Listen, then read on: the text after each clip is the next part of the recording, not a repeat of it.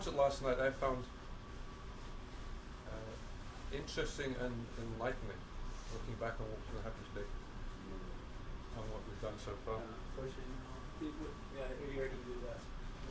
And what you were doing on the previous evening. It really, in my head, began to clarify something which has been sitting around for a while.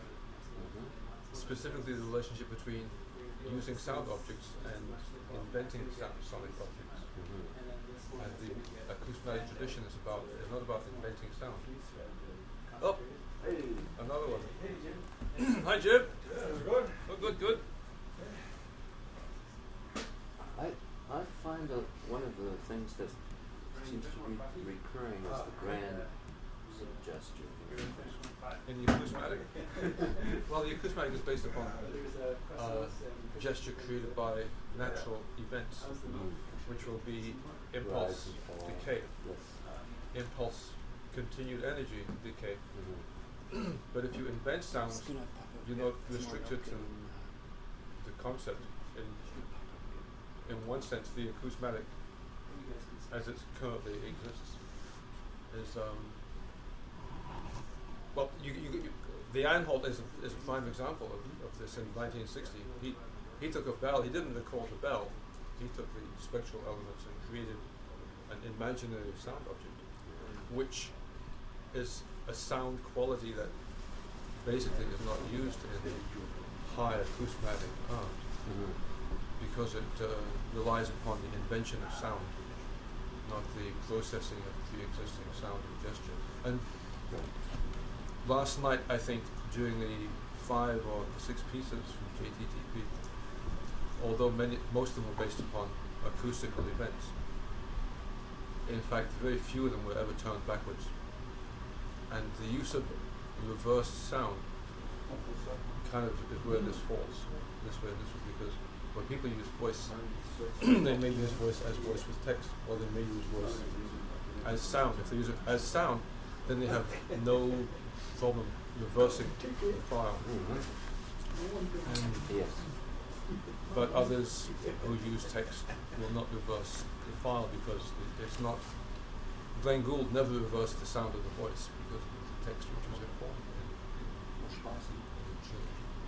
And so you mean the integrity of the original sound source can be manipulated in so many various ways, stretched, transformed through spectral analysis, but the direction of its original source the gesture yes, right. The gestures are determined by acoustical principles, not by the principles of invention. Yeah, interesting. On the other hand, you have, and for me, I continuously listen to Drummond, and for me, from an oversimplified and undereducated point of view of to reduce it, I see right now. I see in high EA on the one hand those things that come from the many generations of his fine work, particularly over the last 20 odd years. And on the other hand, if I were to try to go to a kind of a diametrically opposed other trajectory, it would be, say, Curtis Rhodes, and the non-pitch, not the as opposed to the sort of balance between the sustain and the discrete or the what are they called, discontinuous. Continuous discontinuous. Yeah. You had the word transient. The transient. Yeah, and an awareness of gestures. So that if there's a grand gesture, it has to be resolved. It has to be a denouement, and plus a balance. The whole spectrum has to be addressed at some point. And some of the people were doing it very interesting. I can't remember the pieces because they were put together. But with extreme low frequencies and very, very high frequencies, you know, and then things moving in between that and stuff. So that's something that I identify, and that I personally, from my own experience, and I'm sure that you would argue, because of your wealth of experience in teaching in that field, so, is what I call the, you know, the domon sort of The sensibility. music column. Yeah. Yesterday we looked at two of the pieces of the winning pieces. We looked at the spectrographs, Mm-hmm. and they're all fundamentally centered. The key elements are centered below 1.5K, and then the upper partials are either ornamental or partials which are related to the more fundamentals. There's very little up at the top. I had a student a couple of years ago who did a piece. His objective was to have no sounds below 3K. And what was interesting was the night before, with Ben and Darren doing what they were doing with the clips, this was an example of not using acoustical concepts Yes. for what yes, sounds yeah. should look like. Well, see that I would you know lump that in on the other with the other side, the Curtis Rhodes sensibility. which is the abstract and more Yeah, abstract. yeah. The invention of sonic object, Yes, of yeah. sonic, but sonic invention, not the invention of an object. Mm-hmm. Because Darren's pieces, is he there? He's not here, he's up top. Okay, I can say this, because he'll never know I said it. They were very long. I mean, they were really long. Like the first one was 30 minutes on Friday. How long was it last night? The second? 35 minutes. 35 minutes. And it was, they were long. And they were long because they weren't based upon the concept of the creation of gesture, Mm-hmm. of macrostructural gesture or gestures which related to each other. Mm-hmm. The piece could have gone on for 25 minutes, and some people may have thought it should have. And it could have gone on for an hour, which some people may have thought it should have gone on for an hour. But the acousmatic pieces within the acousmatic tradition tend to carry within them some kind of germ of a normalized duration of something. Mm-hmm. The section, the longest section of an acousmatic piece I've heard over the past couple of years has been maybe 3 or 4 minutes. Mm-hmm. And then after 3 or 4 minutes it has to grow and then decay, and That's right. And Jeff has a particular way of being able to describe acousmatic work in a cute fashion, right? You have the boom and the decay, and then 45 seconds later you have the silence. Yeah. So he there's does a that narrative live. structure, definitely. Yeah, a that was narrative a structure. It's the male orgasm form. structure.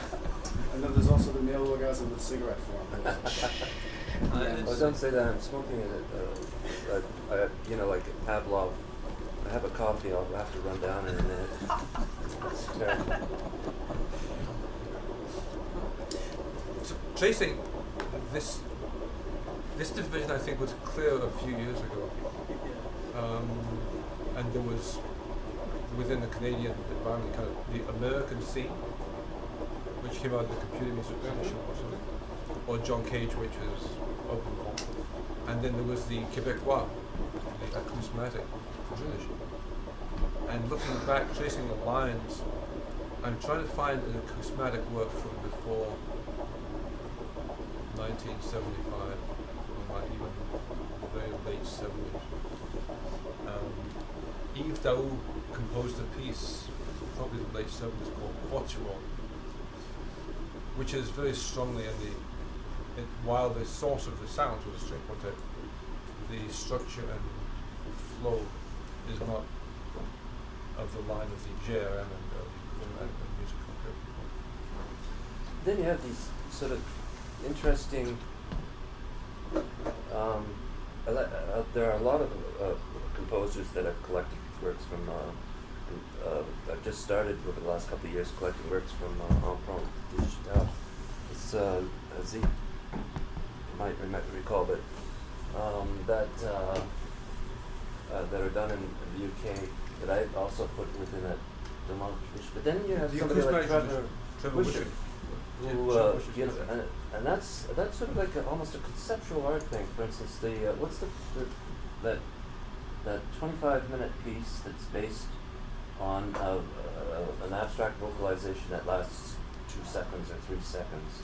It's something of fire, tongues of fire. and I love it, and it's also, it has that, like, the morphology, if I can borrow that term, if I'm not misusing it, that the French Quebec, you know, as you identified it Quebecois, regionally, the acousmatic tradition. yeah, the acousmatic tradition from that, and yet it has something else. It is I sort of like I don't think conceptual art piece. I don't think they're from the same tradition. This is as I'm pursuing this. You think of Barry's work, Barry Truex's work, Yes. and while he's using similar techniques to those used in the acousmatic tradition is building structures based upon pre-existing models of what gesture is. Barry in waves, in the Pacific Rim, what he uses the wave as the gesture, but it's not a narrative. It's just like it begins here, he snips here, and he goes on for 8 or 12 minutes and then cuts here. So it's not the idea of shaping within, which is predetermined that way. And that's a little bit about like quatuor, which clearly has dynamic shapes to it and directional shapes to it, but not based upon a kind of verbal. The EA piece the acoustic pieces we heard last night, I tend to feel. We just have. Is that one of you? Greetings. Hello. Oh, it's been a long time, like 40 years. Hi, I thought I'd come around and say hello. Oh, see what's please going on. do. Yes, please do. Take a photo. Yeah. John Camavar, Norman Beecroft. Hi. Please, very Nice pleased to meet you. Yves Gigon. Hello. Nice to meet you. Jeff Chippewa. I finally know who you are. I get all his emails from Yeah, him. Red Down. Yeah, we've been outside. Oh, I see. Oh, you and Jeff. Kim Bailey. Jeff Bailey. Hi, Jim. How are you? Nice to meet you. Yeah. So how's been the tour? Oh, it's been great. I've only done. I did 2 in Montreal. I did Winnipeg 3 days ago. Toronto, whatever it was, 3 days ago. Hamilton on Wednesday, and then. But Jeff is going to everywhere. He's going everywhere. You're going to record everything in your head. Well, there's not only in the head. Not only in the Not head. only in your head. You would realize your own. I won't get the camera. Hey, thank you. Photo. Yeah, I thought I'd pop in and Well, say thank you hello. all so much. I know it's a trick for you. Well, the weather is terrible on the highway. Yeah. The rain does make visibility incredible. But I'm so glad to meet you. I feel like we're old friends. Well, that's one of the things that happens with the. I mean, we are in many ways old friends. For many slightly more obscure reasons than simply email. But your work from you were with music. What was it called? We discussed it. Music of today. Music of today, well, yeah, the radio program, Yes. right? Well, he listened to that as well. Oh yeah. So you're an old friend of his. From way back. Yeah, well, actually, there was quite a solid core of listeners to that series when I was doing it. I missed doing it. I don't know if that. Yeah. Well. Did you get replaced? That's the name of the game. Is David Yeager coming? Yeah.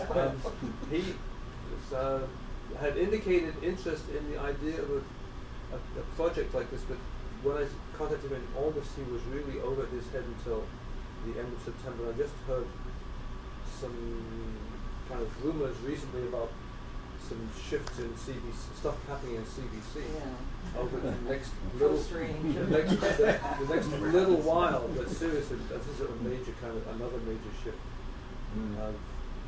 Introduction, a whole new kind of modeling for CBC radio because webcasting is changing. The idea of how broadcasting disappears. Lucky, I mean, we're lucky. Yes. Yeah. We are being informed. That's okay. We may edit this out. Yeah.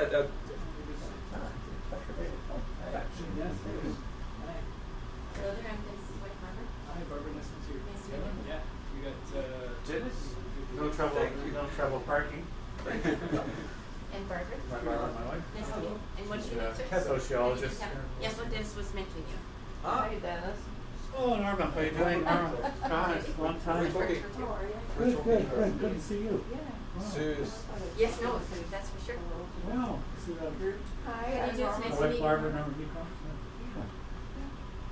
Yeah, decided to take a day off from the food business. You in the food business too? Yeah, What area you in? Uxbridge? I know. Ashland. Yeah. But she does, birds that are getting. Oh, lovely. Isn't that much more organic? Well, as much as I can. Yes, We should yes. make a trip on. Yeah, that would be lovely. I would enjoy that. My wife does a lot of nice cooking and various things. Oh, well, listen, you're very welcome. Yeah, no, it's we have grown some herbs ourselves out at our house. So I, yeah, what? We have a farmhouse out towards Clinton. Oh, yeah. I said right at the moment we were busy, just recently sold our house, so for the last few years we were doing gardens. We were people large organic gardens where we grew everything. Yeah. Good known to man. Yeah, they make fun of us. Yeah. I always got 22 hills of squash, but we just thought we'd grow every kind. Yeah. And we grew a lot wide variety of agree herbs. with that. Yeah, so we grew a big selection of herbs. Not Picking up the scene, as it were.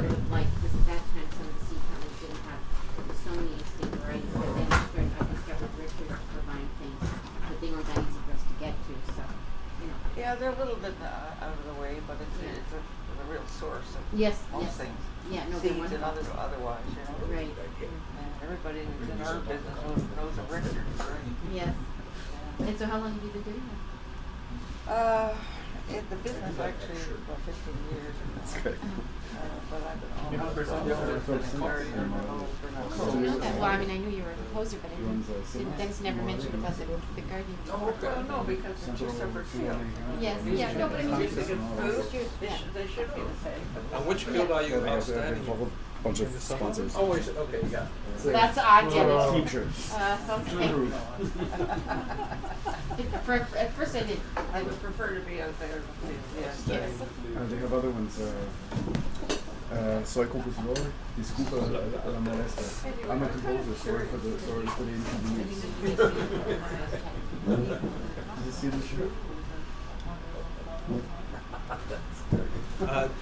Was it in a format which wouldn't open? I'm not quite sure what word was this that we were using. Semas. Oh, yeah. In Morelia. Yeah, I think. Rodrigo Cigar. Can we encourage you to They have this the same shirt that I just said. I'm a composer, sorry for the No, I mean, it's not filed. Yeah, I just need to find a way. find a way And you to. said what language? Italian or French? Spanish. Oh, okay. Oh, they could, yeah. But I think they have them both in English and French. English and Spanish. I guess. All the formatting is that I mean, it can be kind of decoded because they'll open in text file. But this is a whole other. Dennis, Almost too cozy. Hi. Dennis Patrick. Hi. Jeff Chippewa. Jeff, hi. Oh, Jeff, I always, yeah. It's my wife I'm the Barbara. one, It's nice to finally meet you. never stop sending emails out to everybody. Everybody, I know everybody's. This is good because This is the guy who emails me every week. the last couple of days have been like, stop sending me all those damn messages. I'm sorry, Barbara Patrick, Dennis' wife. Take me off your spam list.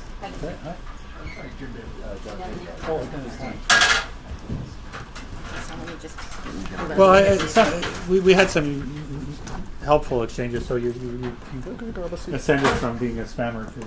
Well, somebody asked me to take them off the spam list this week.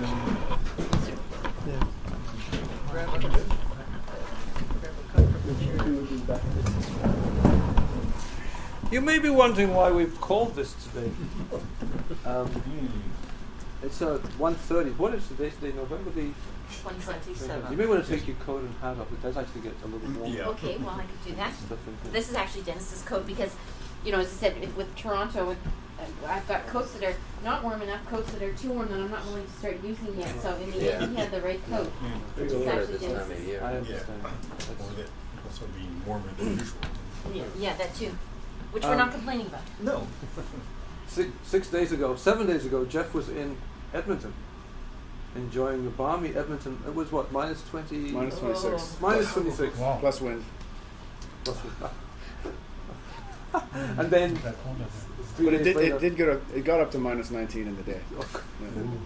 and then 3 days later in Winnipeg it was a record-setting 12 degrees. So he's got the whole range. So today's the 27th of November. We're doing this because for those of you who've been around a little bit, you know that the CEC is its 25th anniversary. 25 years is rather amazing for this. It's not an association. It's some kind of thing that at one time was really needed by electroacoustic people in this country, because the country is well, we all know that's true. So what we're doing is this is being documented because the CEC has an online journal called eContact, and eContact has in edition 14.4, which Jeff and he will be producing at the end of spring, sometime in May. They will be bringing together the documentation of this 10 location tour of this. I was asked to do presentations in each of these 10 places. I did an hour-and-a-half presentation, and then local artists came and presented. The original thinking was I would do a full 2.5 hours with an overview or panorama of electroacoustics in Canada. And it became clear as I kind of went through this that it's not possible I don't think it's possible for an individual to do any kind of justice to this in a 2.5 hour block. So I backed away from the idea of doing the whole 2.5 hours and decided rather to do little bits and pieces for the first hour and a quarter. So the 10 presentations are about 30 or 40% the same, and then there are variations of them. And then the second hour or so is taken up by local people who've come and who've presented and spoken. And there have been places with 2 people and places with 3 people.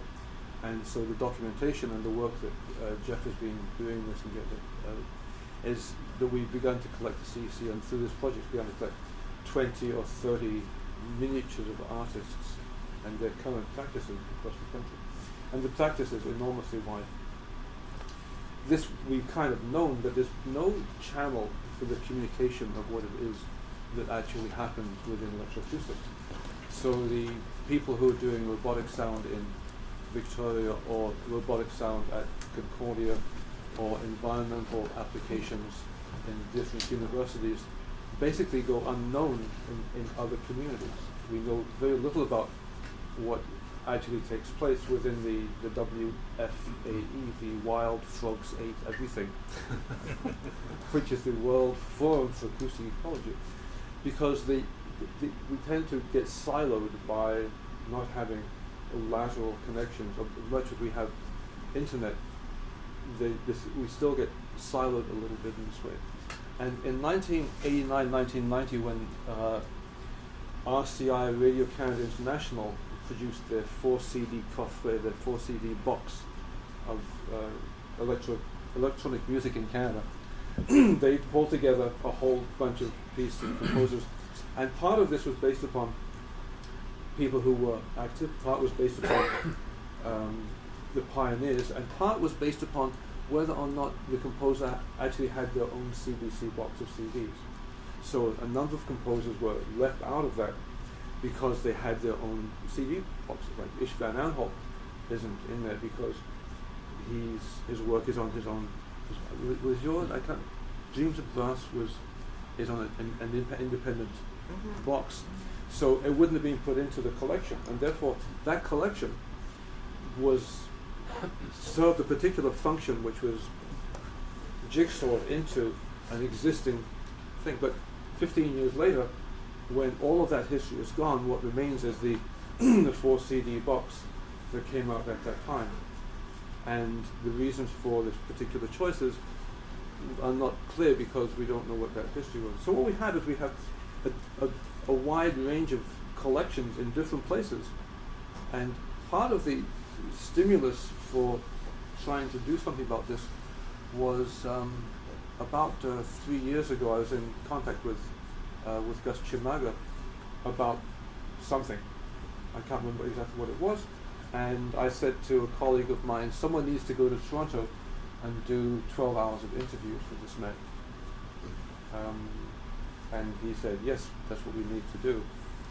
And another time I said, well, Otto Joachim was, at that time was 96, and I said, someone needs to go to Otto's house and sit down and interview him, and not the CBC radio interview, which is 30 minutes, but something which is going to be much more extended and extensive and cover and unedited discussions and interviews, so that what is available will be a portrait, not a snapshot of what the person is.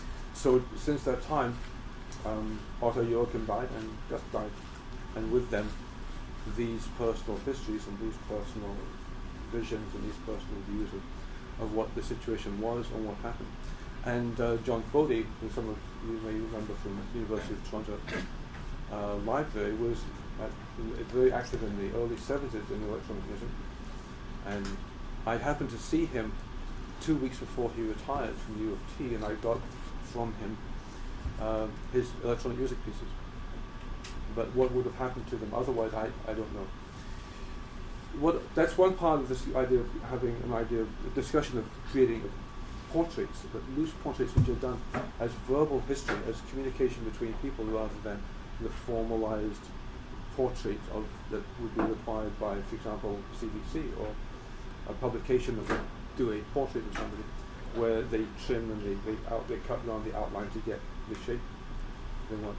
So this is a loose collection of ideas, and since this kind of came up, just before the last Toronto Electroacoustic Symposium, I spoke with David Ogbo, and I said, well, clearly this has to be dedicated to Gus.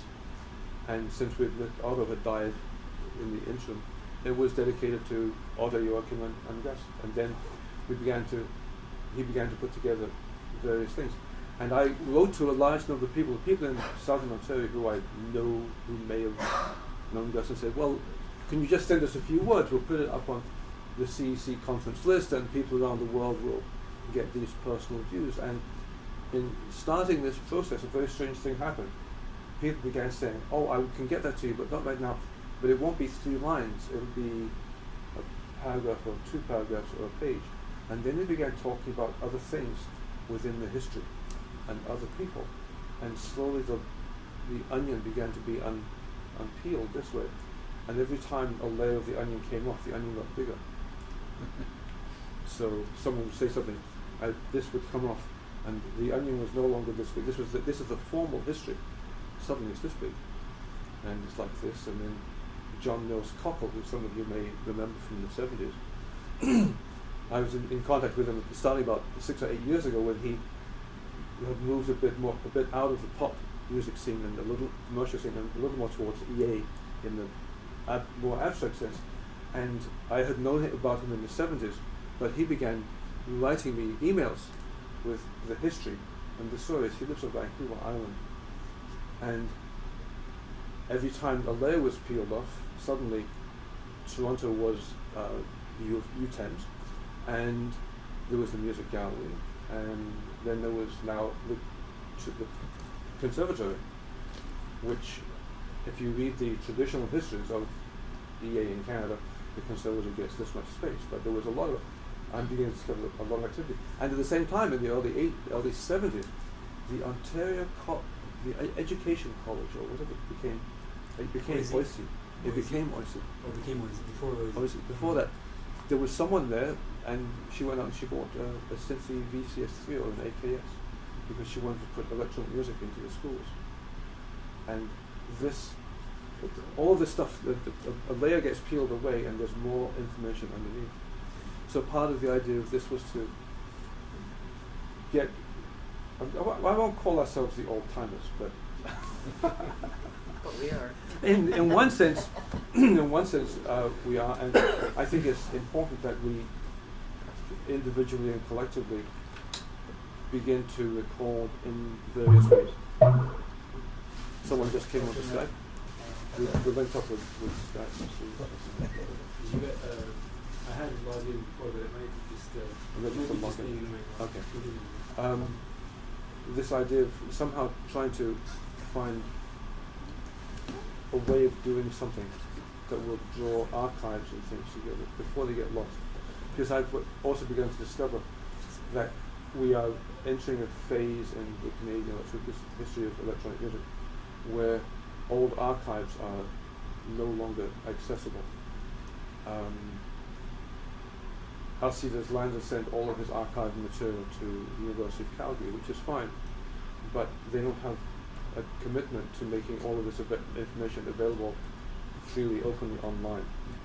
And therefore, to study Alcides Lanza, one goes to there. And when he wants stuff, he goes there and they send him his materials, but it gets closed off. When Bourges finished, they closed all of their thousands and thousands and thousands of pieces went into the National Library in France, so that there's no commitment there to make them freely available online in any, if they even have the time to do this. Most university libraries are running in their archival collections 1 to 3 or 4 years behind, simply in cataloguing and listing the material coming in. Composers are sending, and all kinds of historians and psychologists and others sending their boxes of papers, 20 or 30 years of their history, to the university library, and it gets flooded. So my thinking here has been that before these archives get sent to these places for the maintenance and keeping of the original documentation, trying to find a way of getting copies of these so that the universities or National Library become responsible for holding the originals, but the information is made available internationally as primary research materials, but they're just a digital copy, and then the information is separated from the object, and then the information can be handled in a fashion which is much more of what today is, which is with the internet and with Wikipedia and with all of these kinds of communication systems in place. It's less important to have the original document than to have the information which is contained in this way. And so the thinking was to try and tap the people with longer memories to come and basically sit around and chat, find out what kinds of things could be done in this way. If one reads the charter and bylaws of the CEC, which were written 25 years ago, there's an interesting line in there, and it mentions the CEC's object. One of them is to help maintain archives. 25 years ago, this didn't make a great deal of sense because who cared? The field was, in one sense, 15 years old, in another sense, from 1955 with Hewler Kane up to 1985, about 30 years. But at that time, it wasn't clear the nature of the changes which would take place in the collection and distribution of information. So that's kind of the groundwork here. Kevin, not to interrupt your monologue, just so you're on a roll with historically, I'm just curious, Canadian Music Centre, what's the relationship been with CEC? Past, present, or future? The difficulty... I mean, you're talking that's an archive of sorts. The difficulty exists that the CMC will only handle the materials of its associates. I'm not an associate of the CEC, of the CMC. Therefore, it doesn't matter that I have stored in a room over there 3,000 pieces by 600 composers and about 30 boxes of documentation we've unloaded, Eve, when we did CAT. About 30 boxes of documentation. Because from all of the conferences between 1985 and 1991, when the materials came in, when the submissions came in, I collected all that stuff, and all the documentation, all the letters that went out. But there's nowhere for this to go, because the Canadian Music Centre, from my understanding, unless their policy is going to change, will not take and handle the material of non-associates. So they do take some of your members, Well, CEC members? I Only the don't- ones that are members of CMC, yeah. So you haven't really explored? Only the ones that would be members of the CMC. Only the ones who are associates. Yeah. And what happens then is we take what is effectively a sea of information and draw a line down here, and we put one set here and one set here. I spoke very briefly the other day with John, his name will come back to in a second, the digital archivist for the CMC. John Gray. John Gray. John Gray, who I've known since 1979 when he was 17 years old, from other circumstances. It's a small world when we begin digging into this. And I mentioned something to him, and he said Anne Southern's materials are going there, and I said to him, is there a way I can get copies of these? And he had no idea, because there's no, I don't know who to talk to. And if many people were interested in doing this, then we could try to find ways of liaising between the groups and having other channels, but it's not possible for one Well, person. I'm just pushing the button that Oh, absolutely. this is some area that perhaps should have been explored more, and maybe with changes in CMC in terms of their mandate, and because they do have an infrastructure nationwide to work towards some kind of even if electroacoustics is a subset of the whole membership thing, if that's the stumbling block, then I didn't say that to was. get around that in some ways. When I began these discussions with the CMC in 1984, I have a long history of this. In Montreal, in Toronto, at the CMC in Alberta, and also in Vancouver. The discussion was, well, blah, blah, blah, blah, blah, and they said, well, as long as they're associates. And I said, but what is required to be an associate member? I said, will you take a case in the music works, the fellow who played the Electroacoustic, can he become a member of the CMC? And the answer was, well, no, the CMC has this and the this and the this. And that is a condition, because also I don't want to get involved in the regional aspects of the CMC, because when I was trying to figure out in the mid-'80s, as people have been asked by, was it Franz Kramer who was at the Canada Council? He said in 1982, what are electronic musicians and what do they want?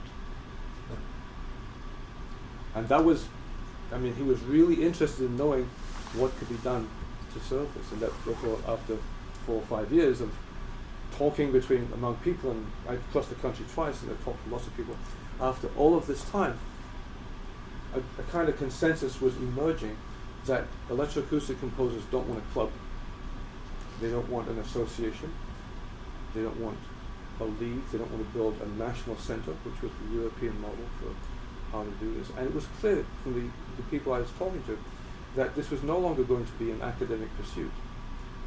In one sense, Toronto is the most active electroacoustic center in Canada. And I say that, and people go, what do you mean, Montreal, blah, blah, blah. And I said, you go down to Queen Street West. I opened the paper with all the listings, 35 pages of listings of clubs. And these people may be doing drum and IDM and drum and disco, blah, blah, blah, blah, all this stuff. And the tools and the techniques they're using are exactly the same ones which are being taught in schools when one's teaching sound design for computer gaming. When one talks about acoustic ecology, the tools which are in use are all the same tools. One doesn't say film is a language, film is a medium, electroacoustics is stuff that comes out of loudspeaker. It goes from broadcast journalism all the way into acoustics and psychoacoustics out the other side. And the skills and trainings which are involved in this are this. Stockhausen in the early 50s studied phonetics and articulatory phonetics and acoustics because of the difference between the music concrete and the German school. Turns up in Canada historically. It's become clear to me in the past 3.5 hours that the German school wanted to invent sound, and the French school, essentially, it's an oversimplification, wanted to take existing sounds and use acoustical models and do that. And Canada has been in the unique situation of having both. The first mixed piece in Canada, this I now have the information, was by Serge Caron in 1955. It was a chamber work with basically sustained piano sounds played backwards. So it was just a kind of back. It wasn't a mixed piece in the sense of an interaction of electronics, a live sound with a recorded sound, but it was not. In listening to Of Dreams of Glass, which I played once or twice during this tour, I point out that you use text, you use words, you use manipulated voice, straight voice. You take the idea and you expand from it. You have this expansion, which is doing this. And that's not true of Serge Caron's piece, and it's not true of the work of Pierre Mercure, who was also, you mentioned him from just before. related to that, your archiving efforts in the last 4 or 5 years, I was curious, something popped up and disappeared. I'm just wondering what happened with your, you were getting funding to, you made a proposal for us to do an archiving. I never heard anything further from Kathleen. That was in the middle of CAP, and CAP was, which is the Concordia Archive. Concordia Archive project. Archival project, and there were 3,000. We have 3,000 works, and they were able to transfer about 800 of them, and they exist online. And this has been merged into Sonus, and that was the last project, I believe, that Heritage Canada was funding in that way. Well, that's right. Yeah, so and so the funding for doing more of these within that model, within that paradigm, ceased at that time. So anything that didn't get done up until then has now been, as we have begun to learn, the government no longer will take or the institutions no longer take the responsibilities. Individuals will need to take it upon themselves to, this is in one sense, within the model of community, this is the breakdown of community, because community is about where workload is distributed among, so that one person does one kind of thing, and not everyone has to do everything. And with the loss of these services, we're back to the state where every individual composer, largely more or less, has to do their own work. So we find that Jim has to do his own CD, and the work he does can't tie into a backbone of services. And if John's going to do a CD, he will connect to a local set of services. If Norma decides that she would like to release her material, she has to carry the weight of the selection, the editing, and all of the things that the CEC and Jeff and Eve have been doing with the CEC all these years. The CEC has, through Jeff and Eve and through the ongoing process, has created an infrastructural support system. But the funding isn't there. The funding for the CEC comes from two principal sources. One of them is membership dues, which is the small part, and the larger portion comes from the Canada Council. But the surprise is... What's the level of support right now? The surprise is it comes from... SOCAN Foundation as well. No. Now the SOCAN Foundation the infrastructure. Contact? But the Canada Council funding is for... It's through writing and publishing, actually. And we're What's at... well, for the website, 14,000. There is no Canada Council funding for the CEC, except for e-contact. The Heritage will fund this tour. No, this is funded by the SOCAN Foundation. Oh, only. Okay, you had Heritage on the... No. No, it's the Canada one. It's through the Canada Music Fund. It's a program that's coordinated by the SOCAN Foundation, but it's actually a government program. So the SOCAN basically receives a massive budget, and from Heritage Canada through it's the Canada Music Fund. So, okay. Yeah. And then they receive all the applications and make the decisions. The government of Canada is completely separate from the decision process. Okay, I see. Okay. I'm not in the CEC. Let me throw another. No, but wait. Just to clarify, I'm not on the board of the CEC, so I can't speak for the board. And I was on as a member at large for about 7 years, and then it was easy for me to not be on the board. To me, the whole problem with looking at the last, let's say it's 50 years, 60 years, and you do have archives that perhaps need to be looked at, or you have a gazillion other people doing their thing. As you said, someone wants to make a CD, or you look after their own personal stuff. So, to me, is there a pecking order of how do you, are some people more equal than others in terms of, are John Mills Cockles,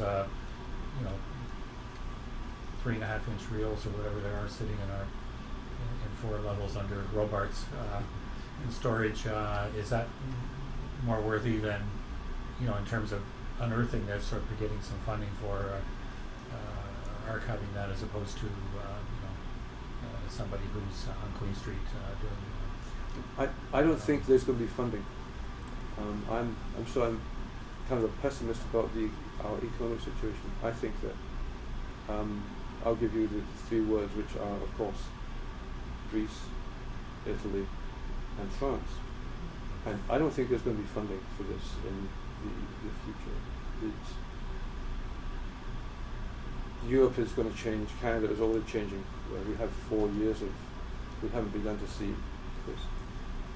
As I said on the evening of the election, while the Quebecois were never possible to create the right conditions, on the evening of the election, the right conditions were made plain. The right conditions in Quebec, people thought they were language issues. They're not language issues. They're ones of society. And Quebec went orange crush, and it said Quebec has a very community-based social order, and that's why the NDP took, apart from Jack, took this enormous number of people in Quebec.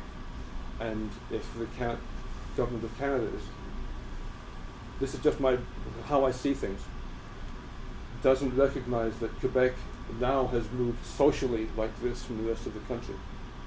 The correct conditions are being created, and there's 4 years for the Conservative government to reinforce that. That's why Quebec is now talking about taking over all legal jurisdiction for Quebec, so it doesn't have to go along with the government of Canada's law and order bills. If it just takes back all the laws back into the province, because provincial responsibility, you're not that far away from the division of the country along this kind of line. So I think these are much larger issues, that whether to do John Mills Cockle or whether to do whoever's on Queen Street. But the other part of that is that the stuff on Queen Street. You're on a tour talking about electroacoustic music. No, you asked me about which you value, and I'm saying that in fact we passed the time of having to take that decision 20 years ago, because 20 years ago the digital technology erased that line between having to decide between this and this. In one sense, we just needed to have access to this material, and an older generation, I call it the Frank Zappa syndrome. Frank Zappa I know someone who's Zappa expert, has an enormous archive of tapes, and because he did so much stuff in the studio, and volumes and volumes and volumes, as his children wouldn't let people get to them, and they wanted to control the material. And the same thing has happened to Frank Zappa, that Stockhausen is headed for, which is that because the materials aren't available, the people coming into the system don't care.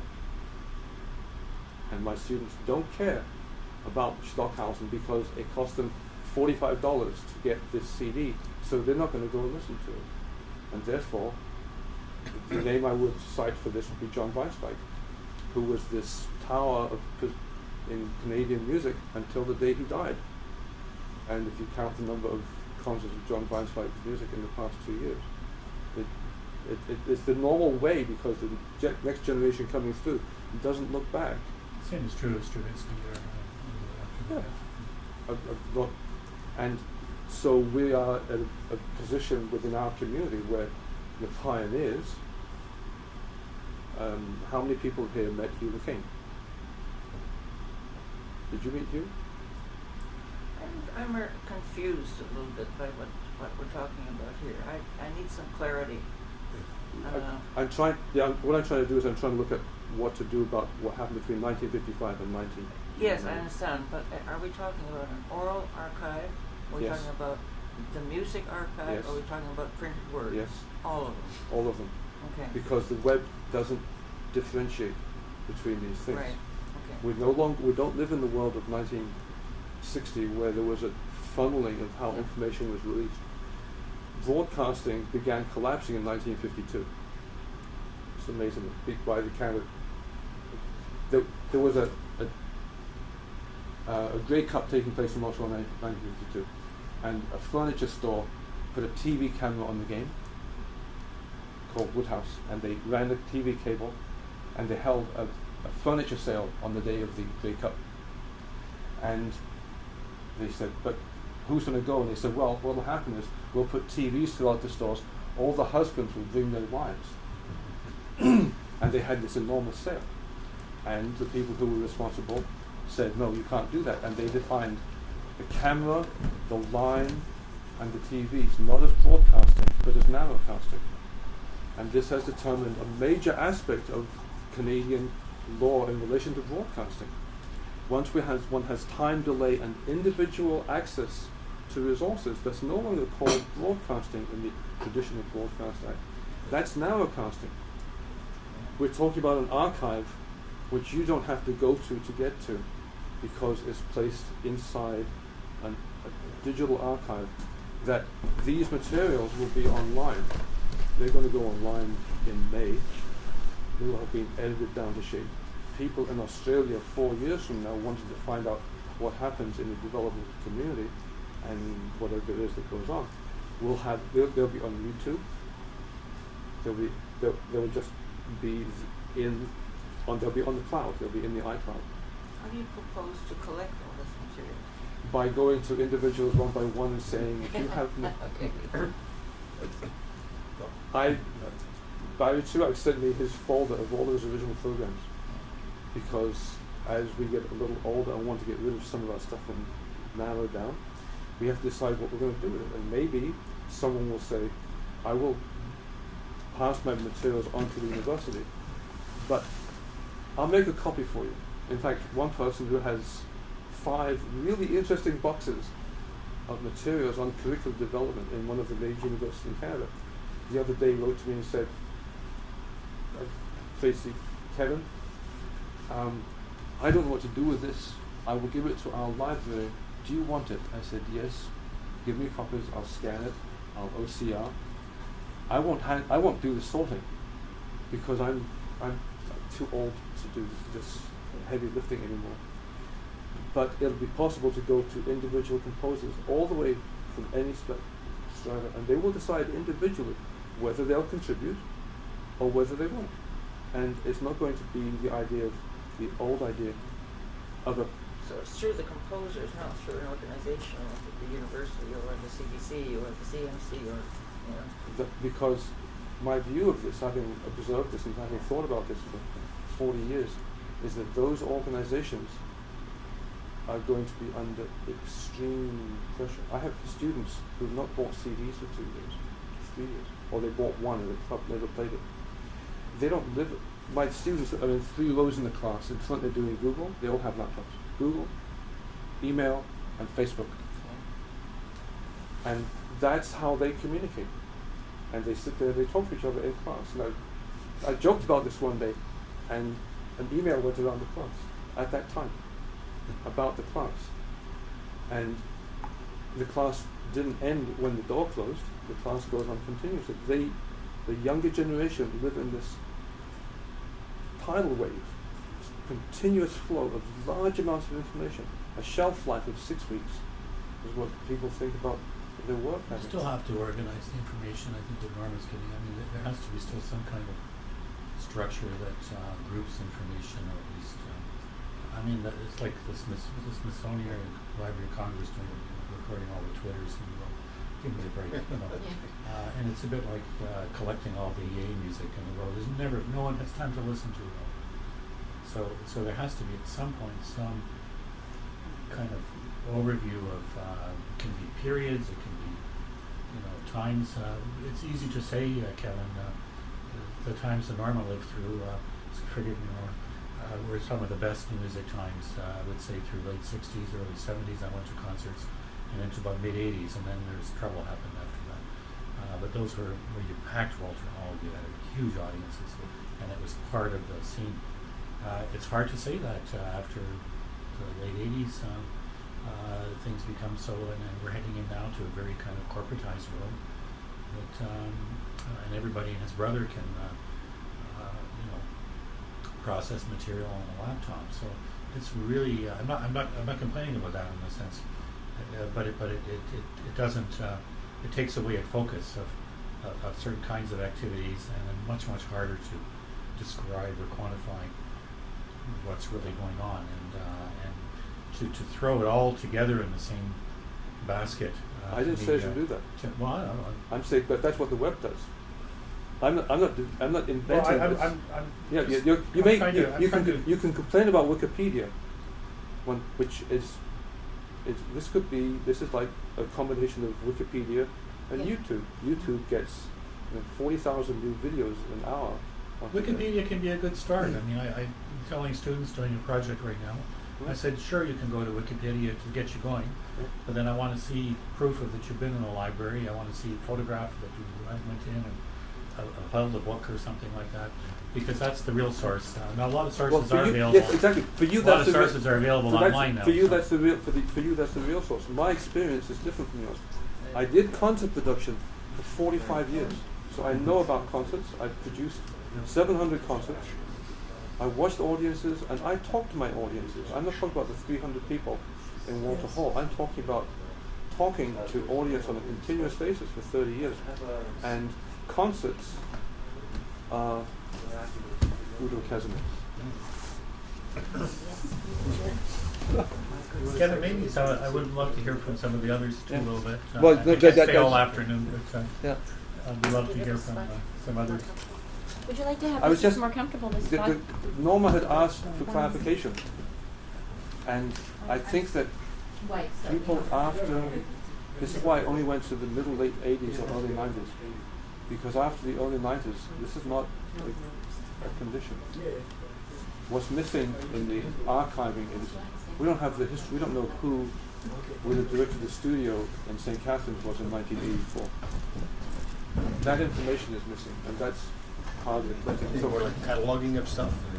No, I said archives. I'm trying to find out But who these people were, and maybe through these song lines, we'll begin to tweezle out a lot of the Yeah, stuff. I know what you mean. yeah, that's the thing. At this point, there are two stages here. One stage is to preserve the material. The next stage is to organize it. I spent 40 years collecting material. When I saw about these 3,000 pieces, Me too.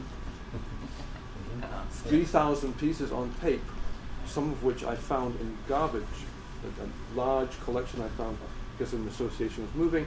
They were dumping all of their stuff, and I happened to be there the day, and there was a pile there, and I said to somebody, what's happening with that? They said, that's the garbage. I said, this is 12 years of history. They said, yeah, but we're no longer doing that, and we're not interested in this. And so I went out, and I got boxes, and I carried these boxes out of Akrek down to my car, and this has become an indispensable resource. It was just saved.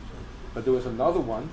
There was an engineer at McGill, Eric Johnston, who built in the 1970s a sonic robot. He was building computers, and he built a thing called the Rilke.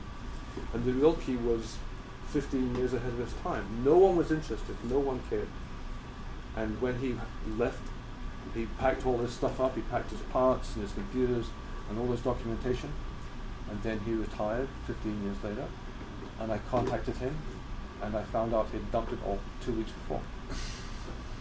We're talking about 20 boxes of history, which is significant because this informed the development of McGill. And if one understands, if one oversees history in a very high level, things in this world relate like this.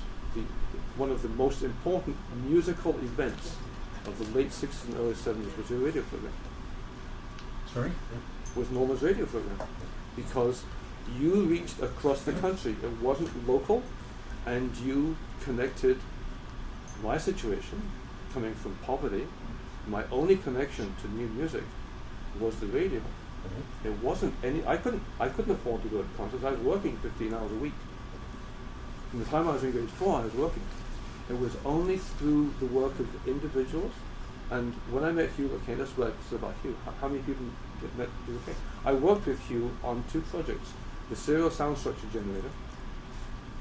I remember him coming into the studio at McGill where it had been put in. It was standing there, and Paul Peterson, we'd been trying to get some sound out of it. It wouldn't make any sound. And Hugh was a big man, very gentle giant. He came in like this through this door with a padlock on, and Anholt and Peterson and I were there, and 2 or 3 other people, and we kind of went like this and said, Hugh, we don't think it's working. And you know what he said? Did you turn it on? The classic. Hewlett Kane built instruments, he didn't build machines. I And think what we're understanding- trying to get, Kevin, just requires some vision. You have some view of Norman's radio shows. I can recall a certain period of time where there was a very rich time in certain individuals. Everybody maybe has a view of that. So if everyone's going to do archiving, it still needs to be some kind of. It can't just be Everyone. everyone. No one Just- wants to take on. Because everyone. Okay, we're gonna archive when everyone. someone when someone is Who wants to everyone, be part of a project? So I mean, you can have individuals doing different corners of it, but I still think any kind of archiving has to begin with some sort of notion or vision or of what might be significant or might be worth archiving, because there's just too much. There's so much stuff. My example is there was a guy from Robert Nadsveld, this is from the Dutch radio. Now they've since canned a lot of their programs, but he came and he did Columbia Princeton and he did Toronto here, and 4-hour radio documentaries. And he looked through our catalog, and he picked titles he liked. I said, no, I'm sure you want. He liked the guy's name. He liked Otto Henry was one of the things there, and Gustav just rolled his eyes, And anyways, I had to go to the subterranean basement, and I pulled 20-25 tapes for him to listen to, and we were thrilled that he was willing to. We were first on the list that he was willing to do a show for Dutch radio. So,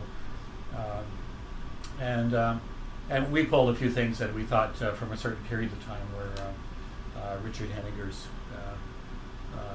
outer space thing was a 4-channel piece, held up fairly well. Some things held up very well, some things were awful. But you again had a stranger come in and with a dedication, but at least he had some sense of what he wanted to achieve, and he didn't pick Otto Henry in the end. But please, hope no one's a relative. It's so vast that you really, that's what you're going to get in any case. We could do the whole library, I suppose. That's the best way. Is just archive, get some. Was that period so vast, really? No. I mean that's the other thing. It's a very small. Quite frankly, I stopped archiving at a certain point in the 80s, mid 80s, I suppose. It just didn't seem to make sense in certain ways, and also in terms of resources, someone had to do it. You're talking 1955 to 1980, aren't you? Yeah. that's when it began. Canada's art history is that Is that your mandate? there's different centres moved at different speeds. So what happened in one centre at one time? So that there is a text-based, a digitally text-based version of the UTEMS archive, which was filing cards, right? Because I went there in 1989 with my Mac Plus, and I sat down for 2 days, and I entered the entire filing card collection into FileMaker Plus. At the same time, I contacted someone at Columbia Princeton, and they sent me photocopies of the list of all the works of Columbia Princeton. So I did that. I happened to be in Warsaw that year, and my Polish isn't all that good. In fact, I don't speak Polish at all. But I went to the Polish radio, and I sat down with their filing cards, and I wrote out longhand, because I didn't have a computer, I wrote out longhand all the works in the Polish radio studio with the Polish characters. And I then came back here and got a Polish font on my Mac Plus, and I entered all of the information. That's a snapshot of where those were at that time. So I have UTEMS, I have McGill University, I have the listings of Columbia Princeton up to the time, Polish radio.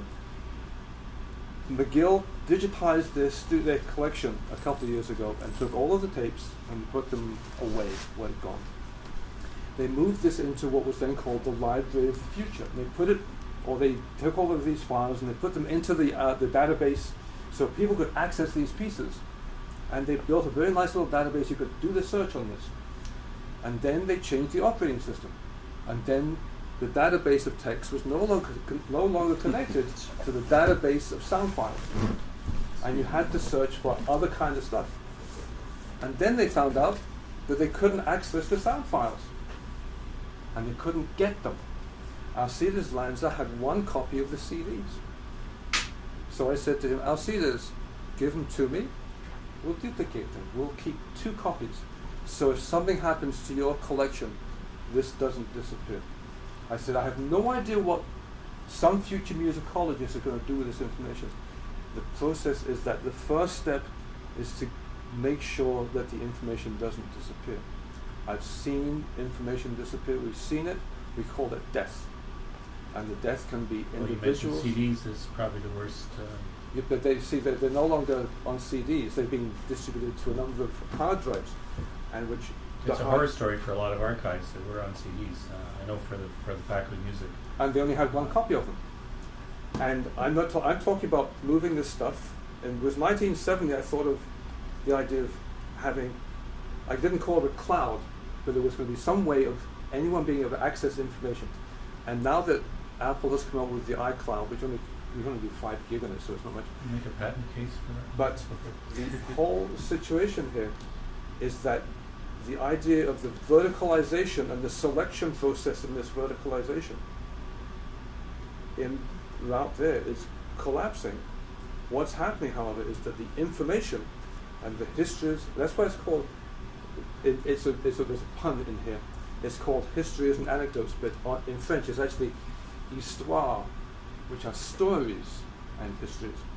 Histories, stories, and anecdotes. And the individuals here, I remember I met Udo very briefly when he came to McGill in 1966. Esteban Anholt had invited him to do a Friday afternoon lecture, and we went in there and you had sticks, I can't remember what, and you did this lecture. And that little thing changed the way a lot of people who had attended that at McGill thought about doing composition from the formalist point of view. It also is a reflection of an openness of Anholt to encompass this enormous range of activity. And other places have chosen other paths. They've chosen that they want to focus on computer music. And the University of Manitoba in Winnipeg with Michael Matthews was built around a union of the Department of Music, which was not particularly supportive, as he said, and the computer science people and some people in the visual arts who got together and did this. And all of these stories inform us, inform others, and in this process, with luck, may inform the next generation. And having been a child just after the Second World War, living in England, I've seen what happened when people forget what happened before. Brian Mulrooney was a case. He rejected the lessons of the Second World War and began to take apart societal norms and support systems. And I'm not dealing right now with, I spoke to archivists, and the archivist said to me, well, we would do this, but how do you plan to preserve these tapes for 20 years? I said, I'm trying to make sure they don't disappear, the information doesn't disappear in the next 20 months. And they said, but we need documentation, we need to do this, we can do a grant application here. I said, my life is too short. I said, archiving in my life is 7% of my life. I'm not devoting 40% of my life to this, I'm devoting this much. And the idea is that through the distribution of this over a large number of people, and you mentioned Richard Henniger, he came here, and he was in Toronto, and you probably saw him in August, and he came here because Darren was doing the festival, and he reconnected into that. We're now in communication, and he said, oh, have you been in touch with this person, this person, this person? And the web is there. It's a matter of getting to the web while it's still alive. And I have no guarantee that I will get to the airport on Wednesday because I have no idea if I'm going to be alive.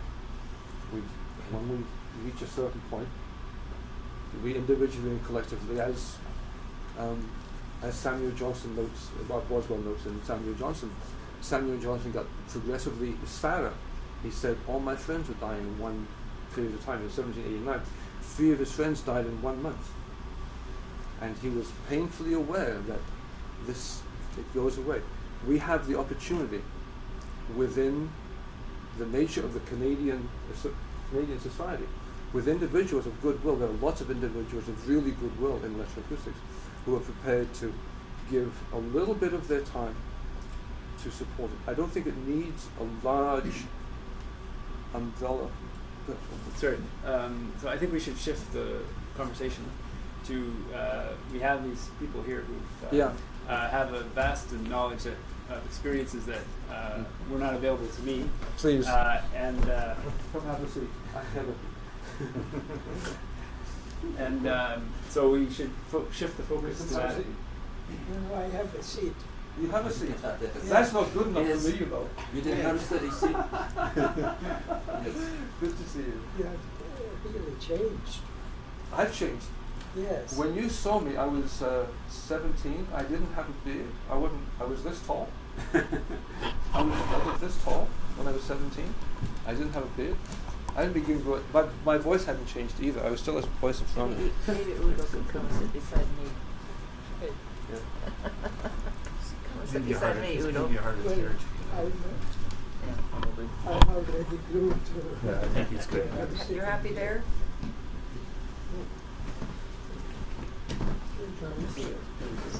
Okay. Otherwise, Well, the question was why we're here, and I should try to give a little bit of that. So what about you, Jacob?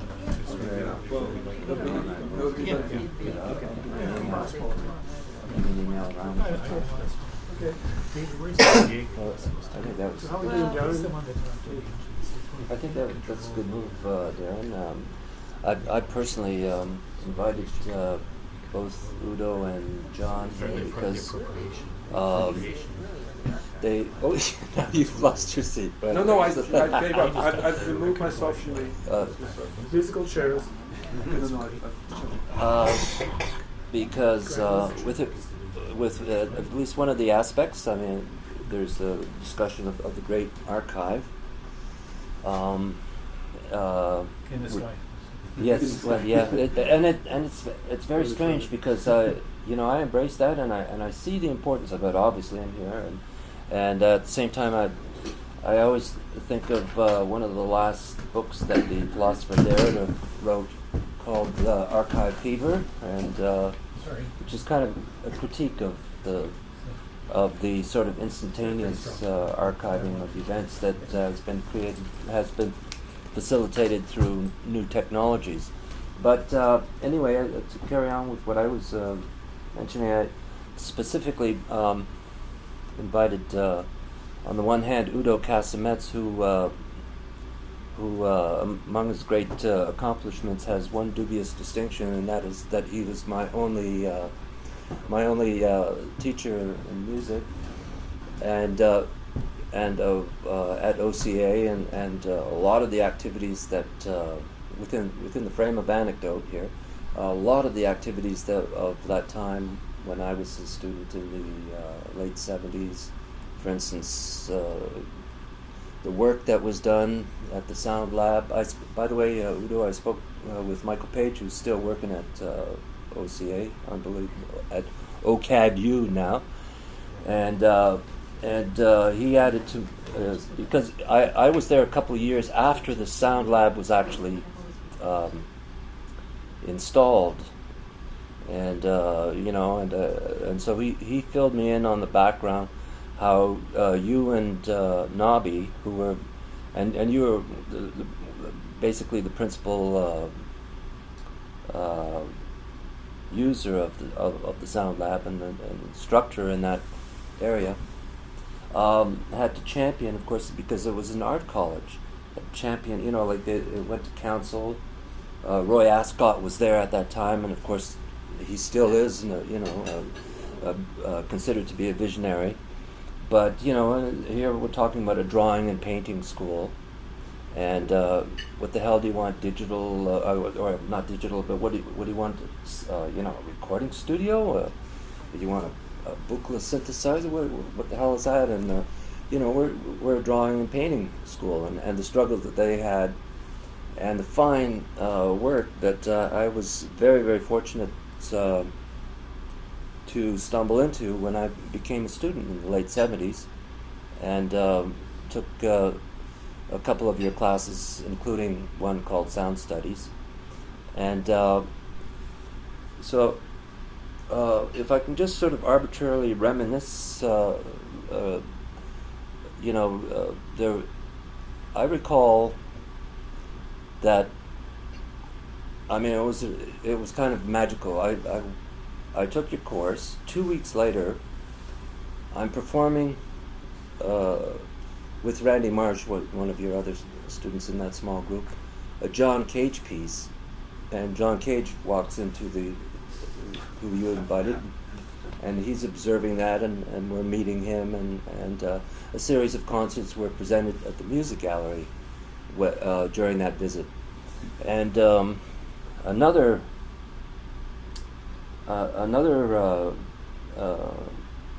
unrelated phenomenon was a piece that you did at that time. I can't date that specifically, and I don't expect you to date it entirely specifically, but it must have happened between 77 and 79 when I was your student, where you gathered 100 LPs of different cultural and idiomatic manifestations of music and even spoken word, if I recall correctly, and had them mixed down on their eight-track facility. I think they had an 8-track Akai recorder, and I was wondering if you can jog my memory on either of those, for instance, on either of those things, John Cage's early visit, or for instance that particular piece. My own memory is very foggy. Mine's not that great either, because I was not really into archiving at that time. But well, we can go back further to before I met you. When I was, since that age seems to be popping up a lot, 17 years old, when you, of course, presented that very famous, you curated that very famous meeting of John Cage and Marcel Duchamp playing the chess game. Was that at the Ryerson, by the way? It was at the Ryerson. Yes. It was a collaboration between, it was presented both by Ryerson University and the Isaacs Gallery. Well, Isaacs was always very helpful. Mm-hmm. Yeah, I was hoping that Mike Snow would be here, because he's known you since the 50s. He claims to have known you met you in the 50s, because the scene was much more condensed in Toronto at that time. Well, it's not. I came here just to listen to what people are talking today. Yeah. Well, I'm really pleased that you were able to come here. But anyway, from my perspective, there were those two areas. One was that wonderful experience with you and Nobuo Kubota at OCA, and then and around that time, because I had just got to Toronto, I also became involved with the Music Gallery, and I met John in those days, and we used to improvise together. You met, and that was very important. Yes, it was. Yes, absolutely, yeah. Meeting both John and Nobby, I think sort of indirectly, well, it led to my becoming a member of the CCMC for a while. But certainly the... some memories. Yes. But actually, John, you would know more about again your involvement. Well, I can dovetail off your reminiscence, John, because revolves around a certain neighborhood. There was the music gallery on St. Patrick Street at that time, and Oakhead, in its present location, the experimental part of Oakhead is south of that. And then there was another neighborhood which was up around U of T. And what I found interesting back in the 70s was how separate those neighborhoods were. And there wasn't a lot of crossover. There was a third neighborhood, which was York University. York University in the 70s had an electronic music department that I think was put together mostly by David Rosenboom. Richard Teitelbaum was there with his Moog synthesizer. Rosenboom was developing really early versions of digital sound producing things through computers. U of T had... Was Jim Tanner there? No, he did. He came in around about 77. Okay. When I first went there, mid 70s, 75, 76, it was mainly Teitelbaum and Rosenboom doing that stuff and using the electronic music studio. David, in fact, who I think had been really instrumental in putting together, was already sort of moving out. He was a really distracted teacher. He talked about his own projects, but he was focused elsewhere. He fairly soon after that moved away. My experience down at U of T was talking to John Beckwith, who was the Dean of Music at the time, and asking if I could get into the studio downstairs there in a little remote scene. As somebody who wasn't affiliated at all with U of T, it was possible to do that, and that's where I met Dennis. Tell me a story. It has an interesting archival aspect, just briefly. Well, one thing I remember, I was there. I would come in every Friday through the course of, I think it was 74, 75, and one thing I noted, there's all sorts of neat equipment that I didn't use much. I just used a couple of 2-track tape recorders, but Dennis kept pulling stuff out of the cupboard, so and here's the Hurricane multi-track thing, and wow, that's pretty spectacular. That's the best Mellotron I've ever seen. At the time, I didn't know who Hurricane was, but it's just all this great equipment of his in particular, which really stood out. But the thing I noticed was I was using one of 2 studios there, because every Friday when I came in, I would sign the list saying I'm using this studio. And I've noticed that the last name on the list was my name. So at that point in 75, that particular studio at least was really being underused. Do you remember? Well, we had courses. We had. When they came for the course, they didn't have to sign the roster, right? So maybe that's oh yeah, no. Well, I guess or they just didn't bother. screw you in. You were a polite guest. But I just say, just Kevin will appreciate the whole tape thing, though. You made your tape with Burroughs. I remember that, and I must say you were very consistent from the very beginnings there to anything you did later with the kind of precision. But John came back to me a couple of weeks later, and we were using Pan Canada tape at that time. Now, no, don't groan. No. The Pan Canada tape that we have now, that I have now, are my best playback. It's the Scotch and the Ampexes that are terrible. But anyway, John come back, and that was a bad batch of, and the oxide had fallen off and we somehow, he showed me the box was full of the oxide, and we somehow recopied it, and you still have that? Yeah. A copy of that piece, but that was, it was like, it was very close to, and it's amazing with clear plastic. It would seem like clear plastic. You could almost still get an audio print off it, but archiving, that was. But we still all the Pan Canada stuff later that we had, because we always thought it was cheaper, so we bought Pan Canada. It was made in Canada. We didn't pay excise duty on it and that sort of stuff. But it turned out archivally that their stuff lasted much longer than they didn't have those binder problems that Scotch and the better stuff did from the 70s. Mid 70s, yeah. Yeah. So, anyways, I remember John in the studio at that time. Another thing I remembered, a couple other little islands around these neighborhoods and islands, it's metaphors, but there was a fellow who had an apartment in the Bay Bloor complex, called Bay Bloor Radio, which I think was quite helpful with a lot of your concerts back in the 60s, if you remember. You got equipment from Bay McLean- Blower McLean. Radio when you did. David McLean. Yeah. Anyway, this guy in his apartment had several $100,000 worth of equipment, which was a rudimentary digital synthesizer that I think he was using to make jingles or something. He played a bluesy thing for me. It was an incredibly impressive system. It was sitting up in his apartment. It had a little bit to do. He was using communication with Laurie Spiegel.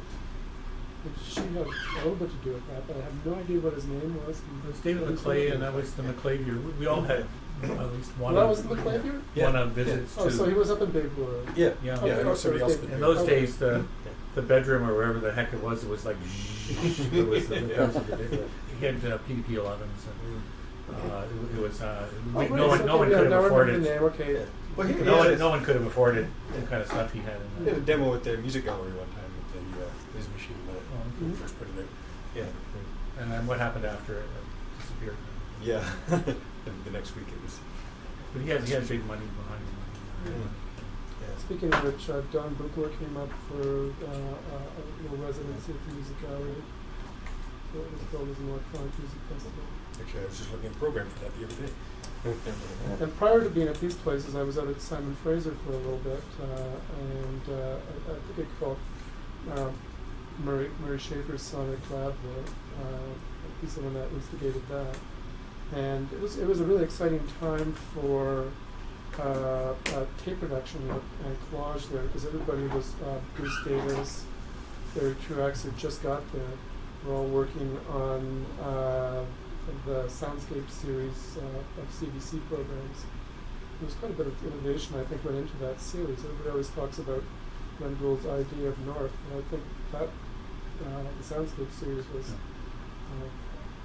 a lot more interesting as a complete series. Barry at the same time was down in another department working on, was it PDP-4? POD, which he developed some routines in at Utrecht and with Koenig and in the studio there, and he came back and implemented a lot of that software. Yeah, and that was back in the time where you punched out some cards, set them in, got a little bit of results many hours later. In a very noisy room, and it just seemed like too depressing area to work, and so I was much happier with the Sonic Lab where I could hear what you're doing. Speaking about Buchla, I was amazed and a bit chagrined at the same time to see this incredible Buchla at the OCA current OCAT's current digital sound lab that Michael insists was there when I didn't see it when back in '77. I remember there at that time there was an EMI Synthi A, and that's the only synthesizer I recall being in our little sound lab in the Brinks building. That The was probably experimental one lab. of the CEE. Yeah. They had 4 of them, and that was probably just sitting around because I borrowed Jim Montgomery's once Mm-hmm. for about 3 years until he asked for it back. But it's still there. It's still sitting there, and they use it to modulate video. But Using which to modulate video? and then, well, Buchla's modules. Like, I mean, I don't know what you would call the machine, because I mean, like, you'd have to, like, each one of them. He was a custom built combination of wide variety of modules, but it's apparently Who was this? working. Who was this? The Buchla's synthesizer. One of Buchla's Oh, synthesizers, okay. yeah, still there at OCAD, and still in use, according to Michael Page. But I recall, one of the things that Michael Page said about OCAD around that time is that they had over the sound lab, they had a sign, "No tunes allowed," because of course, all the Queen Street bands of that time that were also art students were slipping in there and doing Perhaps the a way. copy of that sign at the music gallery, because there was the same sign at the music gallery. Yeah, that's yeah. Larry I know, Dubin's. I know. Larry Dubin put that up, didn't Yeah. So, It was a copy for sure. And that's an interesting thing. I mean, in a sense that there was a community that the people that grew outside of the traditional music music conservatories or academic programs, and that were at OCAD, which was outside of that, but they were also outside of the popular music scene as well, or at least it was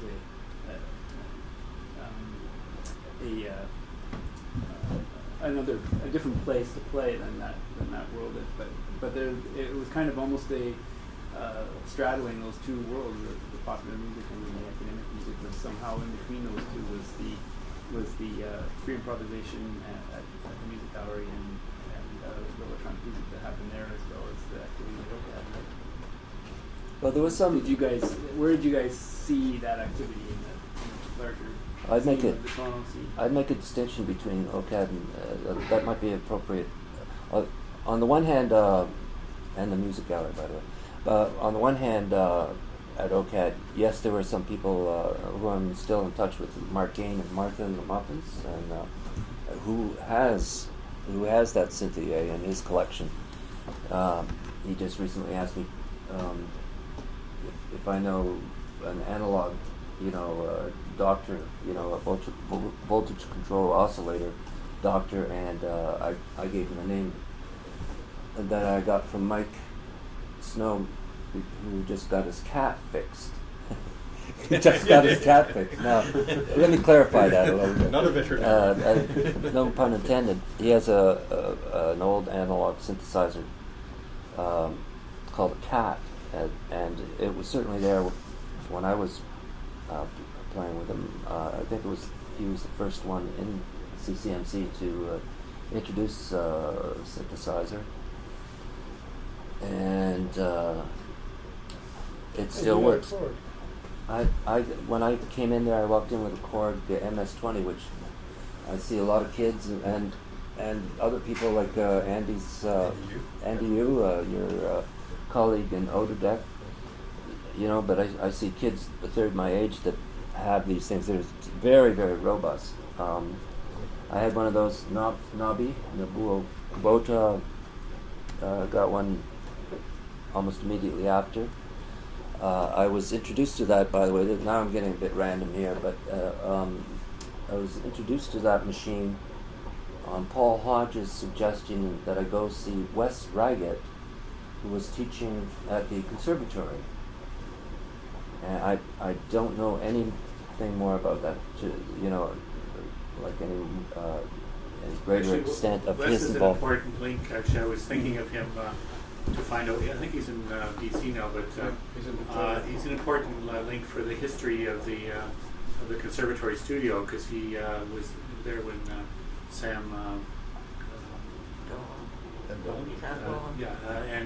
So he would have a pretty good sense of that history, and I think that's a very important history. Yes. I didn't get it apart. Oh. I think he actually did OCAD for a while too. He might have. Or I don't know, he was in either the city. Norma or Dennis might be able to tell us a bit about the activity of the conservatory and their trajectory in the history of Toronto electronic music. You did some pieces there, didn't you? Or At UTEMS? no, at the conservatory. Did No. anybody? No. No. No, I No. only worked At the not so UTEMS. often at the university. Oh, okay.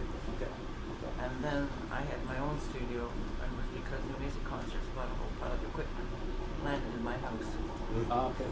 That's very convenient. Nice. Right. Yeah. Well, John talks about different regions, even within the block of real estate at the U of T. The conservatory and the University of Toronto were really quite separate in some ways during that certain period. Though, I mean, I had some contact with Sam and certainly I knew Wes, but in terms of instruction and people using, I may have been only once or twice in that studio to see, just to have a look or something in the conservatory. I don't think I ever went to that studio. I don't think I ever saw it. Yeah, it was. Although Wes was somebody that got around a bit. He would come downtown. He did. Wes did theater. He was more connected to the community, I think, and more than than necessarily Sam was. Was the activity there at the conservatory's studio primarily pedagogical, or was there also artists using it, or was it? No, that would have been strictly. To my mind, would have been strictly per fee. You signed up for classes and paid. That was their business model, and I don't think. Now it would be interesting to think of who actually were some of those people that worked in there, and I guess I did know at some point. I'd have to really think who did take instruction there, and like some again outside the university system, because if you didn't. You have to realize too, in those early days, to have access to even what John was using, a couple of Ampexes, even we couldn't afford Studers, which were $10,000. The Ampexes were still $5,000. That's a lot of money. So we had a small budget, but every year you couldn't buy an Ampex with the budget we had each year. So you bought little small things. So it was. It's the reason you drew a lot of people. Kevin knows this. Is that people had needed to come to institutions because of the equipment. Eventually that changes with Cynthia AKS and all those other things. People could have their own. Those were expensive too. They were still CBC $2,000. contribute to the U of T studio? Sorry? Didn't CBC contribute? No. I think we bought their Ampexes or were given their. Bought them $500. They were donated Ampexes? Almost donated. Almost donated the Ampexes. The ones you worked on were from CBC, John. And the newer ones in the other room, we didn't let you know. But actually, the 440s were a disaster for Ampex. Those classic 350s. God, if I remember those numbers now, I couldn't. The 351s were. I don't remember the numbers, but those were the classic. And if you recall, this is another. So I didn't mean to take the time, but there was a guy named Terry Rustling who was he was a CBC technician. He had something acidic sweat on his hands, so anything he touched turned to rust. And the deck you used there, if you look carefully, you'd see these almost like handprints, but rust marks on the deck, and that was from Terry Rustling. But not too. What's your guess? A while ago, actually, there was a request from a family member or something. That's where I copied some tapes from the library for Terry Rustling. Someone was interested in that. So, anyways, that's. Does UTEM still have open reel tape recorders? Good question. I miss the days where I could have got some good. I think they're called the 650, 850. Studers, or with CBC was getting rid of some, or 610s, I don't remember. So now it's harder to come by, and I turned down David Dysert when I copied some half-inch 4-channel tapes. He offered me, for money, he had tax problems, but I said, what am I going to do with these things? Right now I just have some G36, which is an old tubular box, two of them, and a quarter-inch 4-channel, which I was copying tapes from Murray Schaefer a couple of years ago. But it's amazing. That's a whole thing, the archiving and maintaining that kind of equipment. So I must admit I haven't been on that in terms of perhaps buying used stuff when I could. That's interesting. Another thing that Michael Page was talking to me about. We're talking about the disappearance of work that hasn't been archived. Reformatted and new, like digitized and stuff like that. But people are hoarding CMOS and TTL is disappearing. So there's going to be a particular point where, hey, you just can't fix your old, beautiful synthesizer. We did a piece last year at a concert. It was when Otto died. He had a piece called Stimulus a Goad, which he'd written for his son, who was a guitarist, and basically used pitch to voltage converter of the Synthy people, the EMS Synthy, and a random voltage generator, and Synthy AKS with a little keyboard. So I had to kind of dredge up because we've gotten rid of our stuff. And there's a great archivist in the city, Dean Batuti, who has kind of a great collection of stuff. So he had a Cynthia and Dean Batuti, Dean and Batuti. he's a doctor. He's the doctor I was referring to that fixed Mike's cat. He's an he's like he's pretty much the only guy, only game in town for fixing that kind of stuff.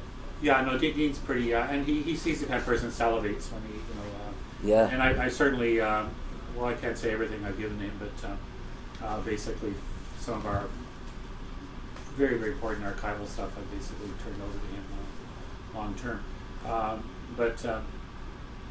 What was it? So we got the, Cynthia, and there was another person from town that came briefly, but his thing didn't work. But when he plugged it in, the first thing was, what's that smell? Yeah. Something was. Yeah. So we ended up. Dean somehow made his work, but the whole thing never really sounded quite. We really couldn't. We sort of faked it a little bit, but it's a real problem trying to refurbish that equipment. Even if you had schematics and things, just getting the parts. And of course, capacitors dry up and stuff too over time. And I mean, you can replace those, but it's the chips that. Yeah, I mean, there are some pretty good emulations, whether Max MSP or I forget somebody did one for the Cynthia, I believe. So I mean that's another alternative. But obviously, real hardware is fun. Dean certainly made a big thing of rebuilding ARP 2600s and for his customers around town who got the money. So he builds custom built synth modules, like analog modules, including drifting oscillators, I guess. That's one of the sort of characteristic. That's right. Yeah. Even at my little MS-20, that's the first thing that I noticed. Even though, when we toured with CCMC, I used to see they were so robust compared to, for instance, 10 years later when I got a sampler and a sampling keyboard. I mean, you looked at it I never went on tour with it, never was in a crate because you just looked at it and it failed, But whereas these, I remember one tour we were on where we were sitting in a restaurant and we saw the people loading our crates, and they were tossing about 5. Well, I don't want to exaggerate. It's bad enough. 3 meters into this big bin. They were tossing these crates, right? And we had all kinds of electronic stuff, and you just open it up and it was fine. It was, just kept going. The only thing that happened was, eventually you'd have to have the oscillators recalibrated. Until Mike got his cat fixed a few years ago, he carried around for 30 years in a garbage bag. I think it was the same garbage bag too. The garbage bag. They don't make those like they used to anymore, are I should mention one event that Norma was involved with.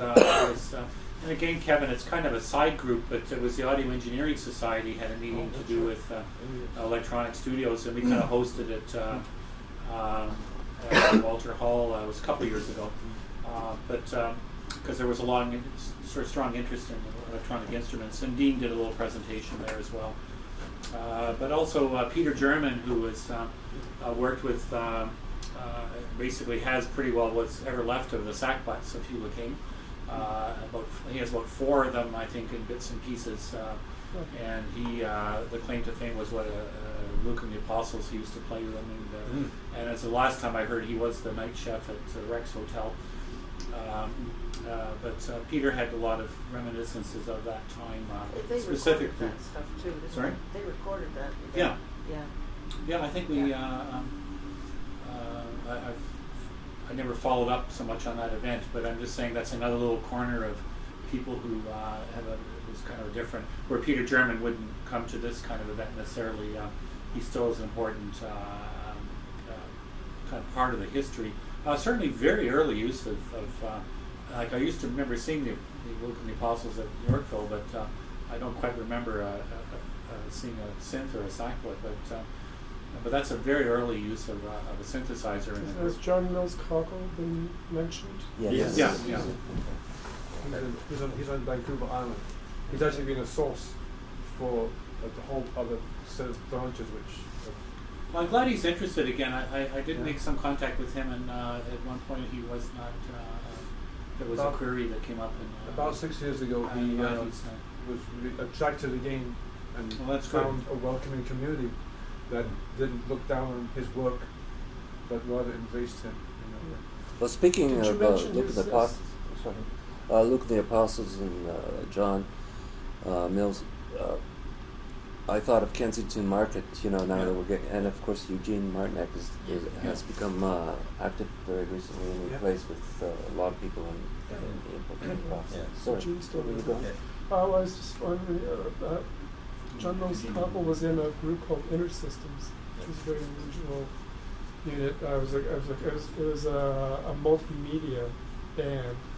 There was an architect, a lighting guy. I think Cockle was maybe the only musician in this thing. They had this cage that they toured around with.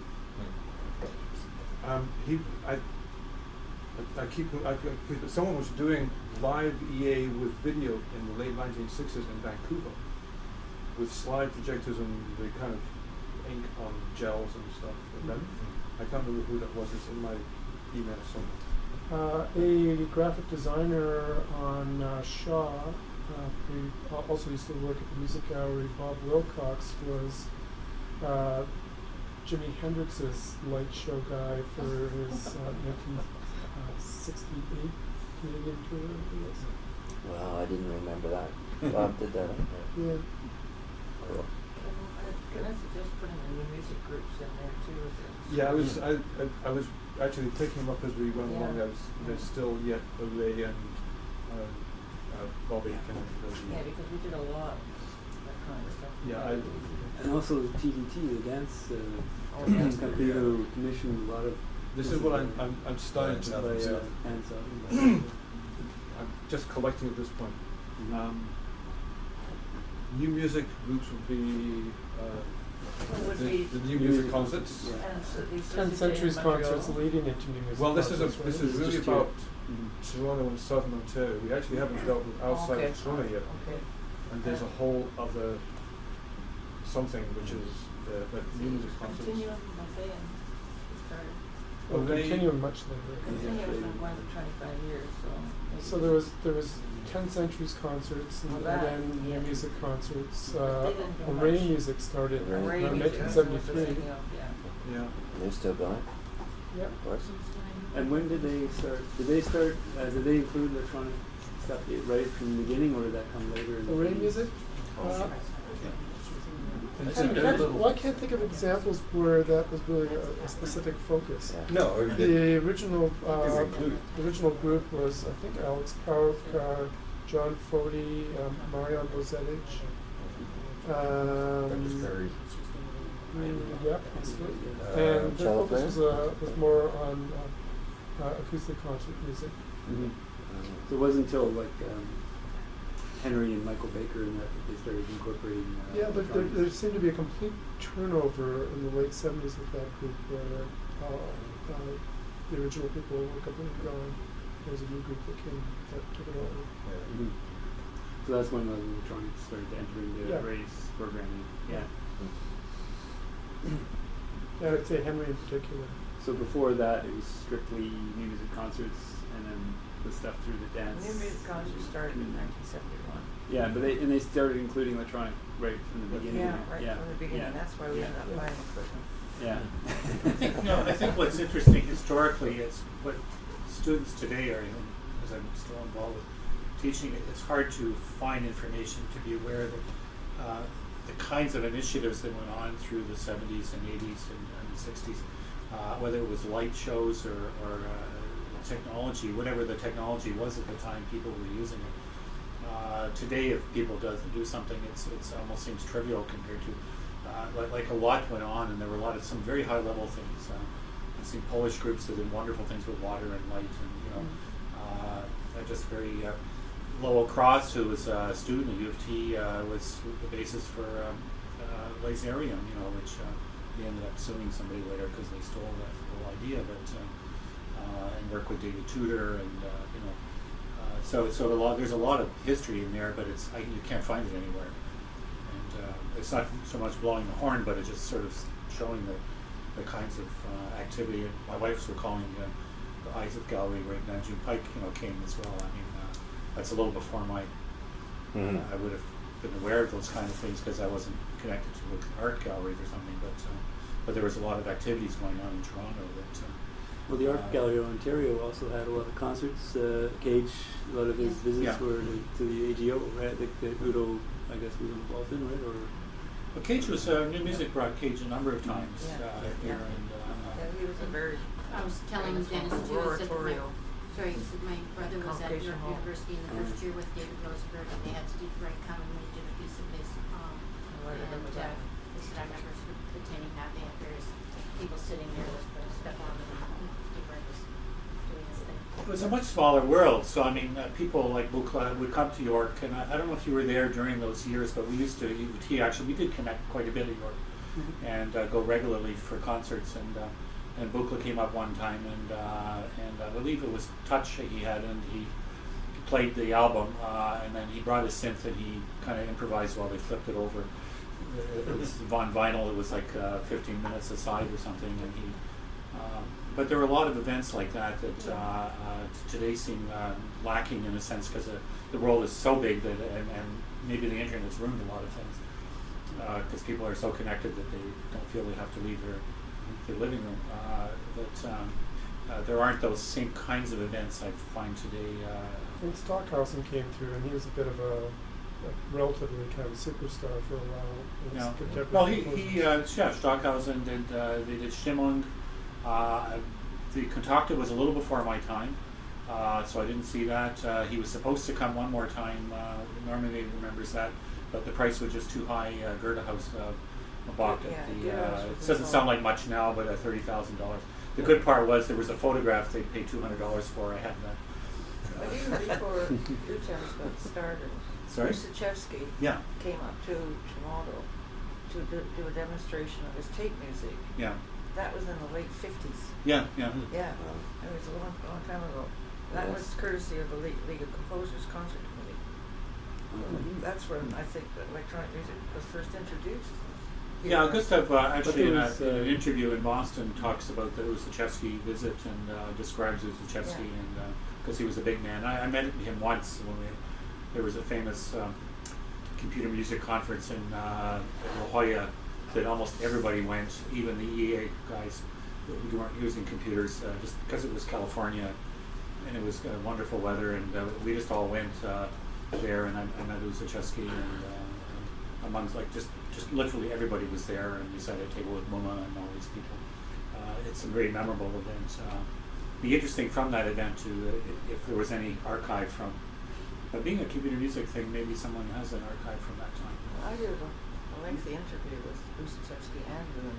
Oh, okay, yeah. Along with a lot And I met Looney once, I think. a lot of the other people too. All of that. But it's an interesting thing, Kevin, that it says the smaller world made it some things a lot easier. You didn't miss much because there was, now there's just so much activity sometimes and so many people doing things. It's like, where do you start?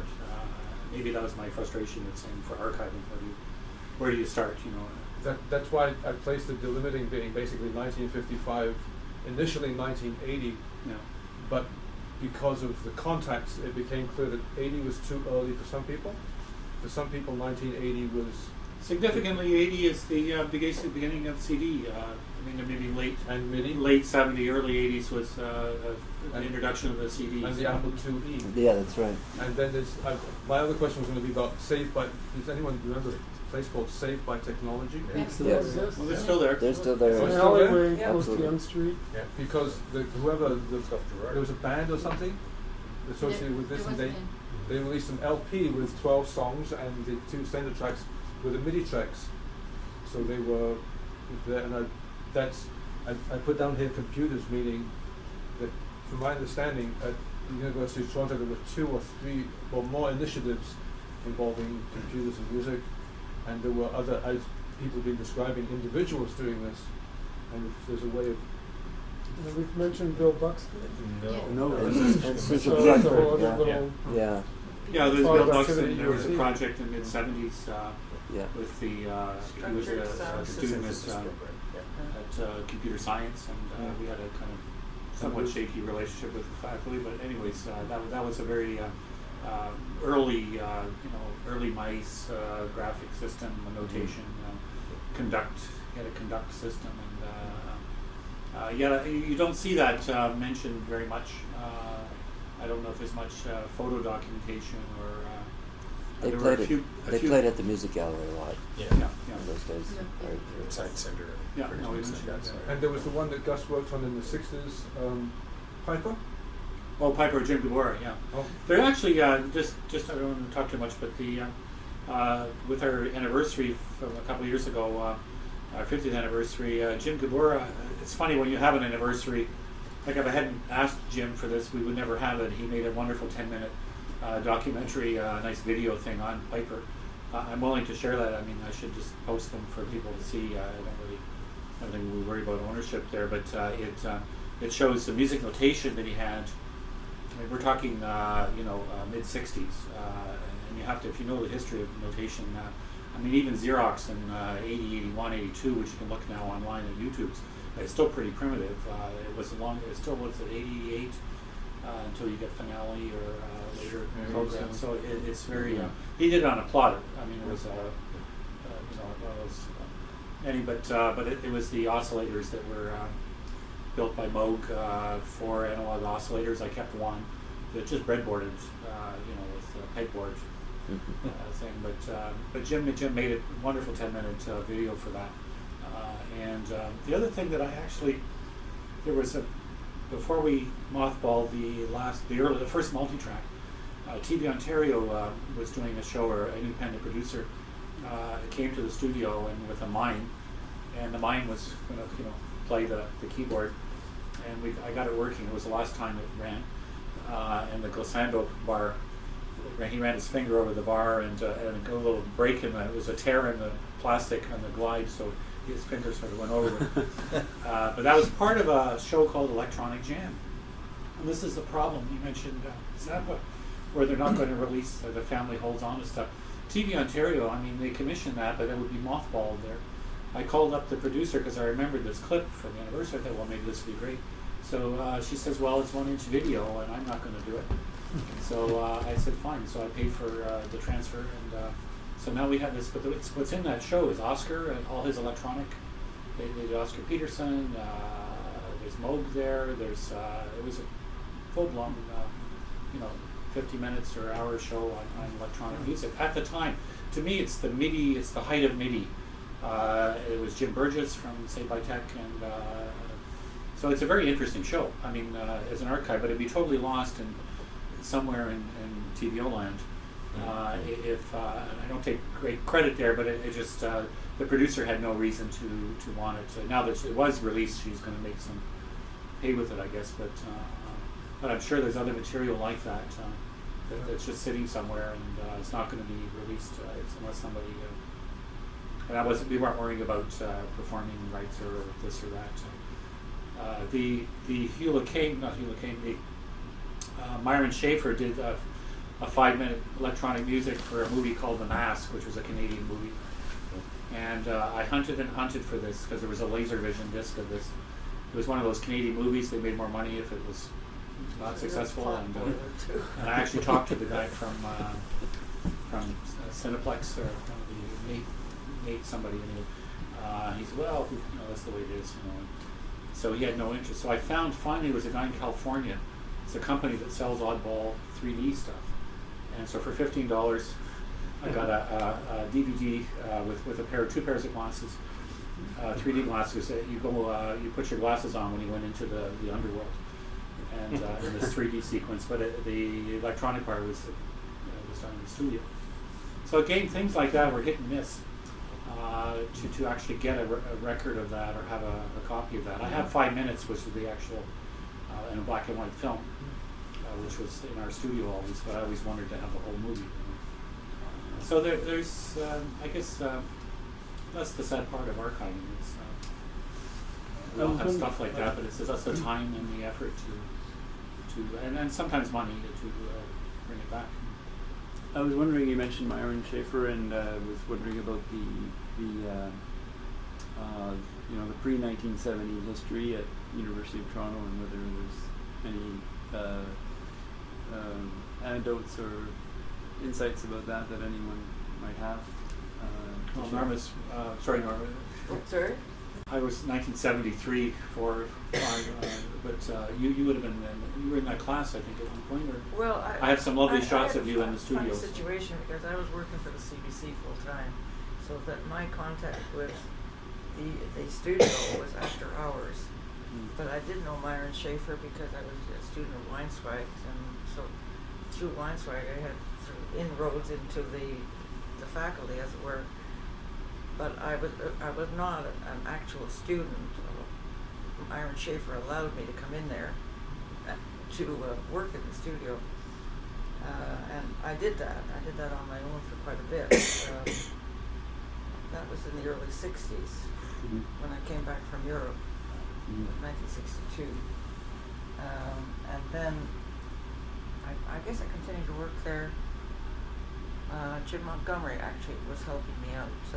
I was sort of under the influence of the European idea of having a tonmeister, and because I did not have the scientific background to understand a lot of the technology at that time, so I had help. But it was also easier, because you remember tapes were strung across the studio, and to create a loop, you had between microphone stands. You could do it by yourself, even if you knew. More often than not, it didn't work. But I think I worked there up until the time that New Music Concerts bought its own equipment, which was mid 70s, and then my work returned to my home then, and I worked with an engineer who was a member of the Audio Engineering Society, and he actually now is the head of engineering for Technicolor. It didn't work for me anymore. Anyway, but it was a wonderful time because it was all experimental, and it was all analog at that point. And what you did with tape, and that was my interest, is what I could take a sound and transform it so that it had a resemblance to the original source, and that was where I got. You were working mostly with recorded sound then?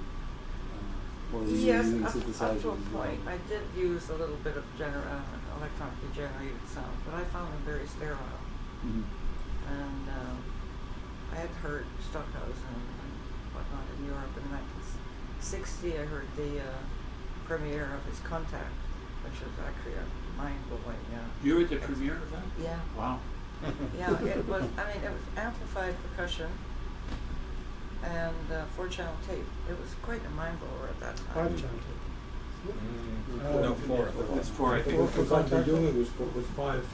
The mixed down to 4. 5?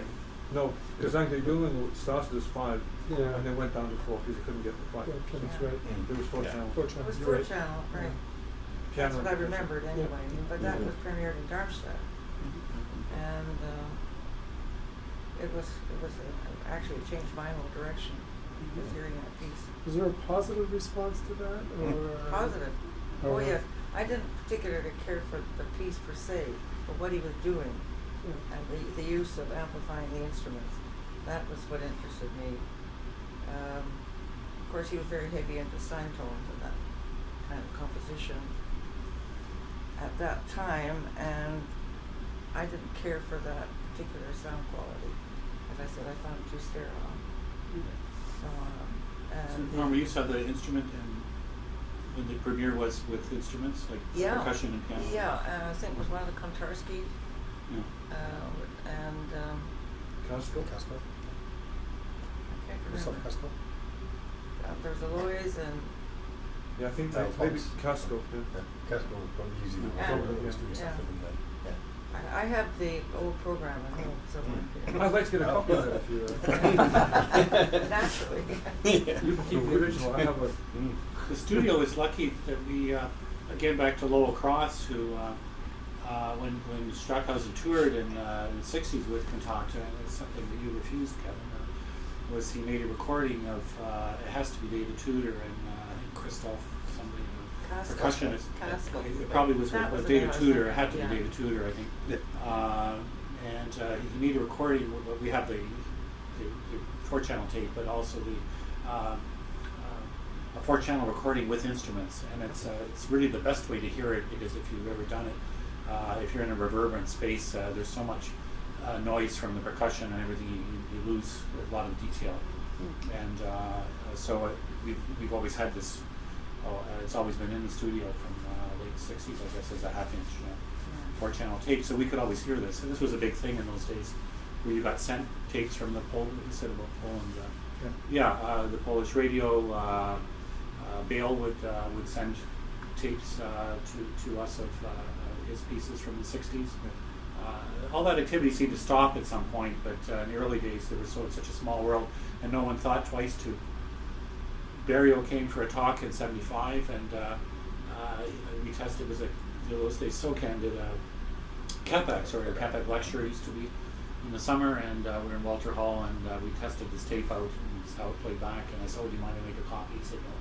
Now it turns out this is A-Rod, this is a version that never was released. So I have that version of it, because there's about 3 other versions. But people didn't think twice.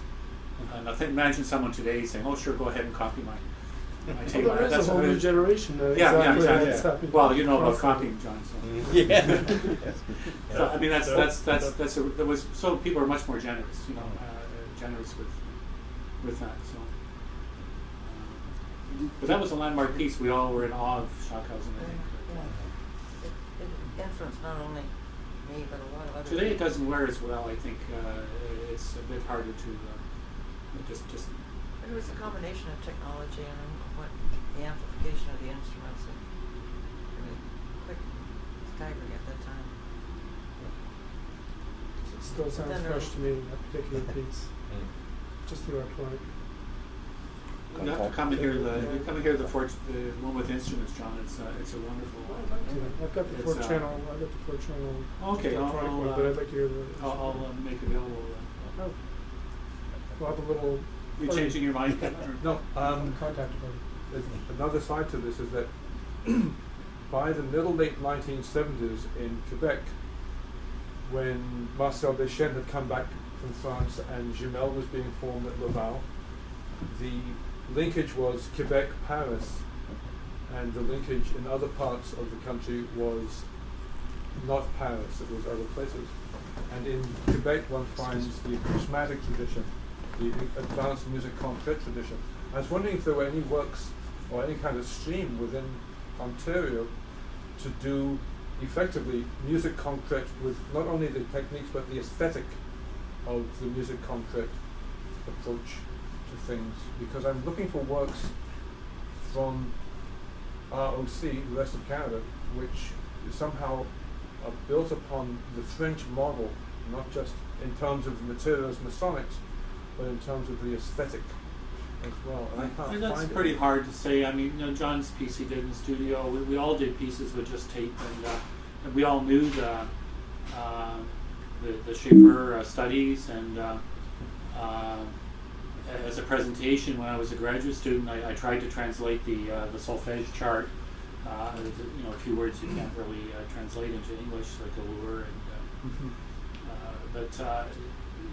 but I don't think I think you had to go to Paris, like what's his name did,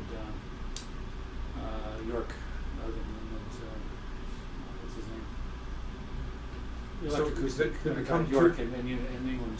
They become two traditions. Some people went and studied for 2 or 3 years the solfège there, and but I can't really tell the difference. I mean, help me with his name. What was the guy from York? Trevor Wishart. No, before. the other guy. Trevor's not in. Trevor's work is closer to James Joyce, and the acousmatic tradition from France is closer to À la recherche de temps perdu, in the aesthetic approach to whether one is looking at an outside world which is of one kind or inner world which is of another kind. And it's interesting living in Montreal to to live inside this environment of the acousmatic. Like last night, the 6 pieces from Jeu de Temps were clearly high acousmatic art of the interior world soundscape which is there, and the other kind of sense of the more an extreme kind of position would be Hildegard's pieces, Hildegard Westerkamp's pieces, which are internal and external in this way, in this modeling. You know what's interesting, and I'll put this back on you, Kevin, for this Quebec Ontario thing, and I won't, or the rest of Canada, however you want to see it. And certainly through the 80s,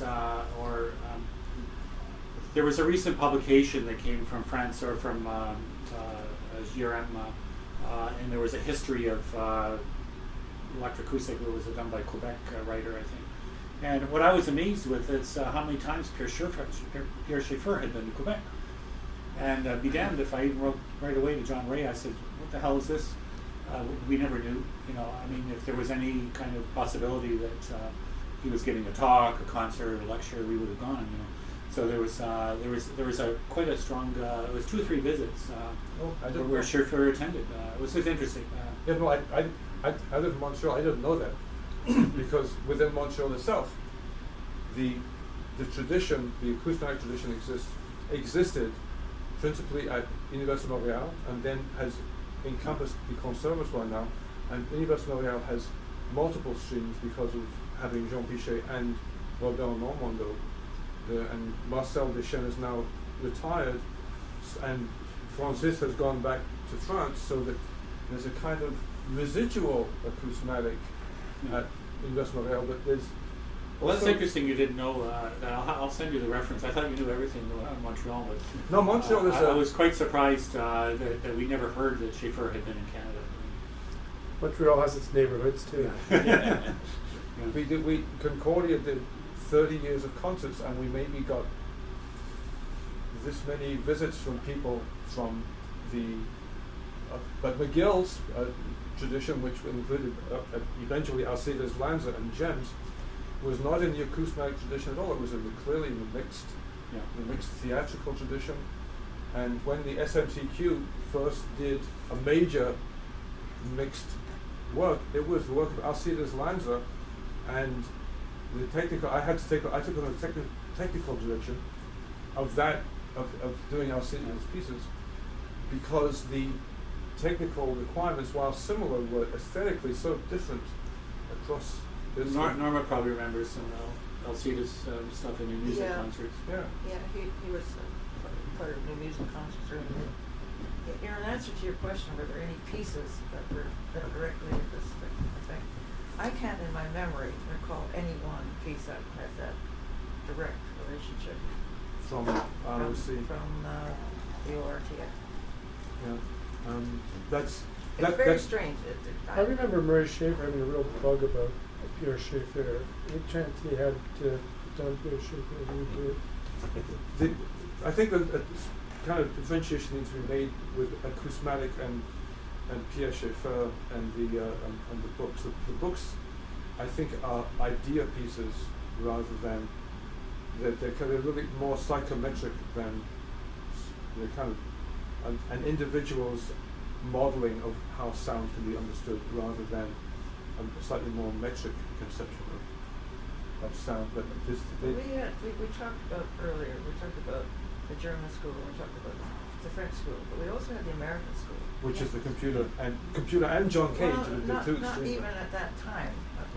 You know, back I'm talking very early influences of the tape music influence. It's interesting when John Appleton wrote with Herrera the book in the 1970s, which became a standard for teaching electronic music. He included 2 chapters on the history of electronic music. Yeah. One was the standard history, which was the music contract in German, and the other one was the American view, which was computer music and John Cage. And he recognized this thing happening in the United States that was either the East Coast academics or the West Coast loonies. I think it was much more diverse than that. Yes, it was, but we're talking about writing a book in 1974, giving this perspective. And that's been an interesting, and Canada has been in this combination of the American coming this way, and the European coming this way, and I think that's my point. The point is that that all influences converged. You took what you wanted in your aesthetic approach. You know, I think that was the way I felt. I think that's. But I'm looking for. I'm looking for works from Quebec before 1980 from the French community, which incorporated and the only composer I can think of, even into the 1980s, who was really strong in this is Alain Thibault, who went to McGill to do his works, starting actually using an ARRI synthesizer to do Sonergie, which won a CBC competition in 1981, which was synthesized.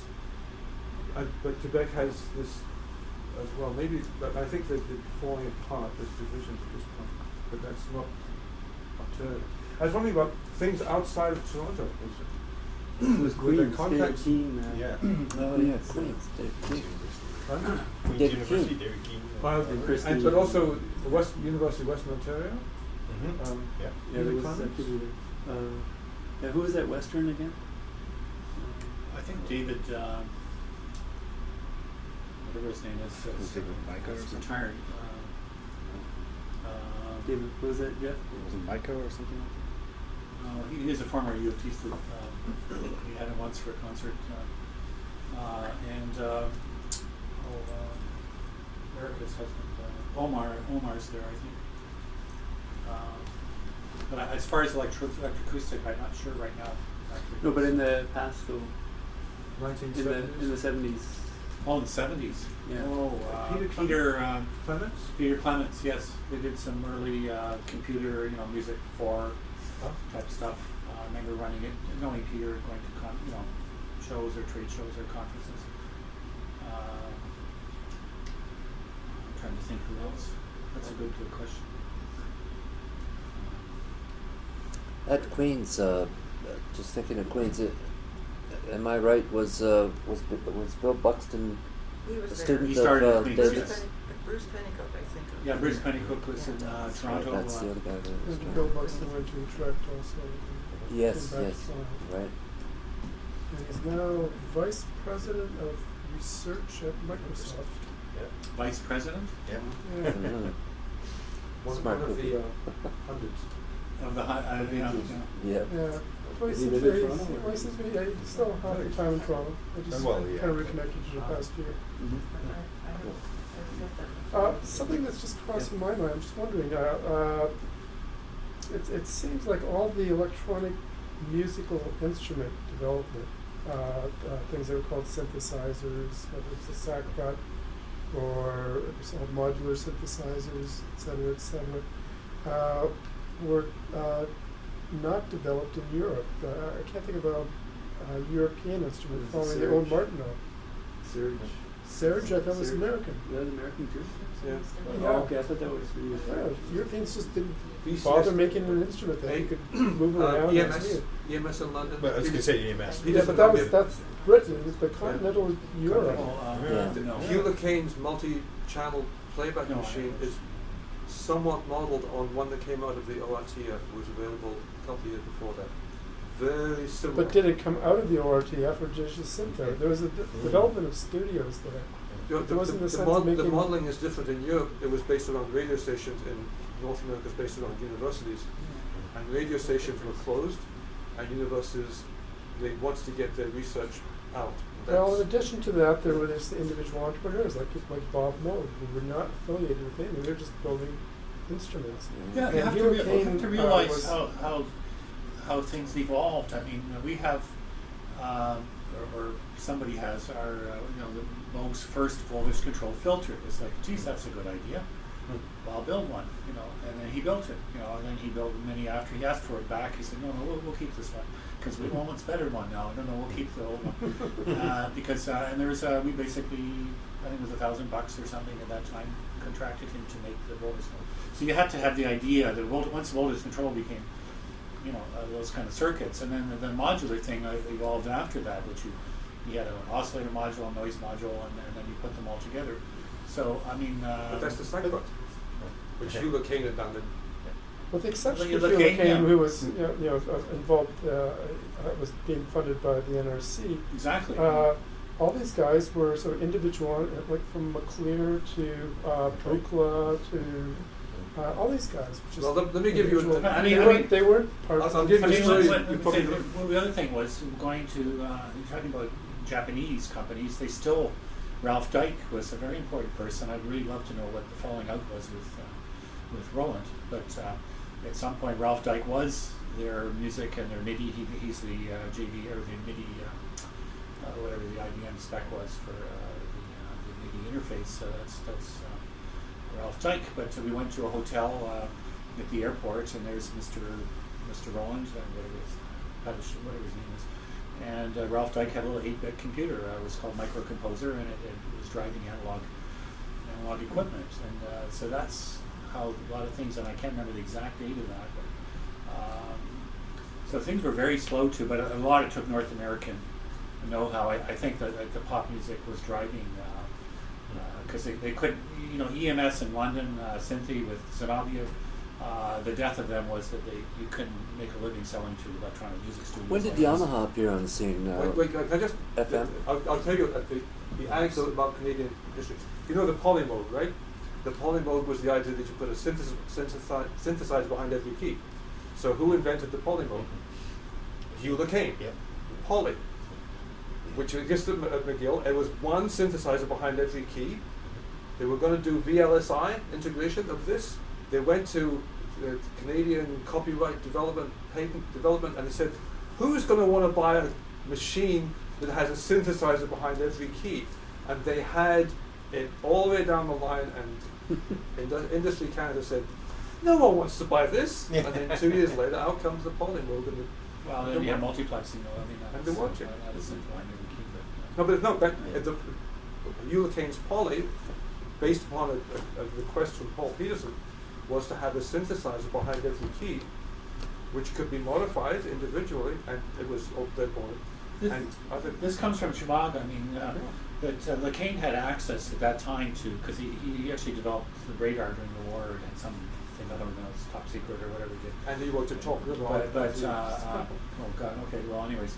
But he had access to, if there was a new transistor, a 3N, whatever thing, he had it.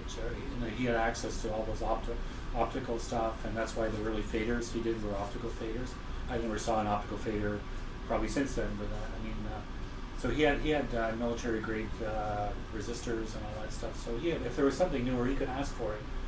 So he always was on state of the art. Yeah. It's such a shame in Canada's history that, well, again, it's hard for bureaucrats to know anything, but that they closed that line, but and not consider the spin-off maybe potential. You have to go. I have to go. Norma has to go. So, But- anyway, I've enjoyed being here. Thank you. We are going to stay in touch. Great pleasure meeting you. I have tons Thanks. of material, which Kevin knows about, tape material, interviews, which I did in the late 70s, with all the people who were involved in the beginnings of electronic music. And Ken and I have Yeah, access I'm to it? gonna pass That's it on. wonderful. That's Well, when we have our next get together 30 years from now, Yeah. we'll continue to catch up. Okay. Anyway, nice to meet you all. Okay. See you, Norman. Project is so big. I know. And Good I'm to so see you. poor. Well, I can only. Take care. Carl, it's wonderful to see you. Yeah. Great to see you. We'll get in touch. Yeah, please. Il reste encore. I have to leave soon too, because foolishly I forgot that I had, and I can't push it ahead because it's a reservation. C'est en bas. So En bas ici. I'm going to leave in another 10 minutes, and while Ok. been interrupted for a moment, I just want to say it's great to see you guys, and for the first time, although I've been in communication with you for perhaps 10 years through email and stuff, and also to offer anybody a ride who would like to ride at this particular time. Udo, would you like a lift? Would you like a lift, or are you going to stay for a while to the end of the If proceeding? you want to stay later, I can drive you home. You can leave now, John, if you wanted to. You can leave on your own, or I can give you a ride later. Oh, John's offering you a ride later. I have to leave soon. But and it's always a great pleasure. I should actually leave now. It's always a great pleasure to see my former inspiring teacher. So take care, eh? Yeah, thanks, John. Take good care. Hey, John. Thanks, John. Nice to meet you and nice to listen. And nice to Yes. What about coconut? Is it? Thank you. Take care. See you next time. Yeah, for sure. We love to John, Tuesday. Yep. Tuesday. Yeah. Well, you look good. We're all going, but everything's fine. You know, we're not going down. We were trying to get rid of let's hope all those cases Yeah. Well, Norma mentioned Would at the contact anyone like here, some but something coffee that or really some impressed me with croissant? Udo was he got to the Coffee on the croissant? the Brussels World's Fair in 1958 and heard of Res Marcus. Nice to see you. Do I get that? Don't be like myself. Just take his That's okay. armpit. I tell you. Yeah. We help each other. Why we help each other? Because other people help us.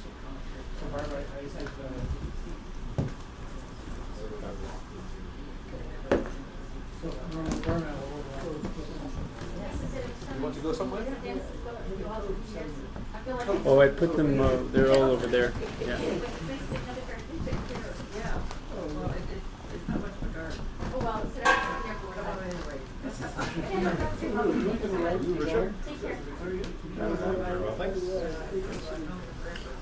We are continuing. We're not finished. But some people have to leave. Release coming out. What color is your coat? Kevin Haney's put in your display. Radio things. We are looking for things that are recorded. archival material. Vintage, Using radio. audio, graphic. I'm really archive. And as I said, what we're looking to do is No, this will be a CD. Actually. We made this John. not to store, Just 4 pieces, 4 minutes. to make digital copies so that they're preserved. Pieces half an hour. So. We should be, I'd like to be in touch with you. Trying to find a way of Well, the main work is going to be digital copies.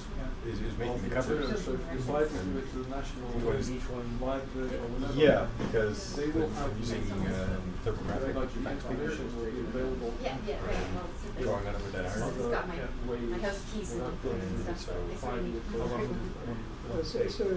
That's what you're Well, when I was gathering. doing them for What people are beginning to say to me, yes, just saying, cut it off, I have all this stuff. make one up, because I glue it onto 80 pound Let's try to paper. find a way to scan it. And from start to finish, it would take about 10 minutes for each. Kind of labor. Gluing it on using glue So stick. whatever it's going to go. Oh, really? Rolling it out with an old But we're also rubber collecting record cleaner thing. I have a room with a wall. It's good for rolling it long and that high. glue bits of paper. So then, yeah, Good it's to going see to trim you down the that you size. have Well, no, ideas. that's good. No, you have good, That's the important thing. To keep your mind history with the seas. going. Yeah. Face stuff. Yes. Indeed, yes.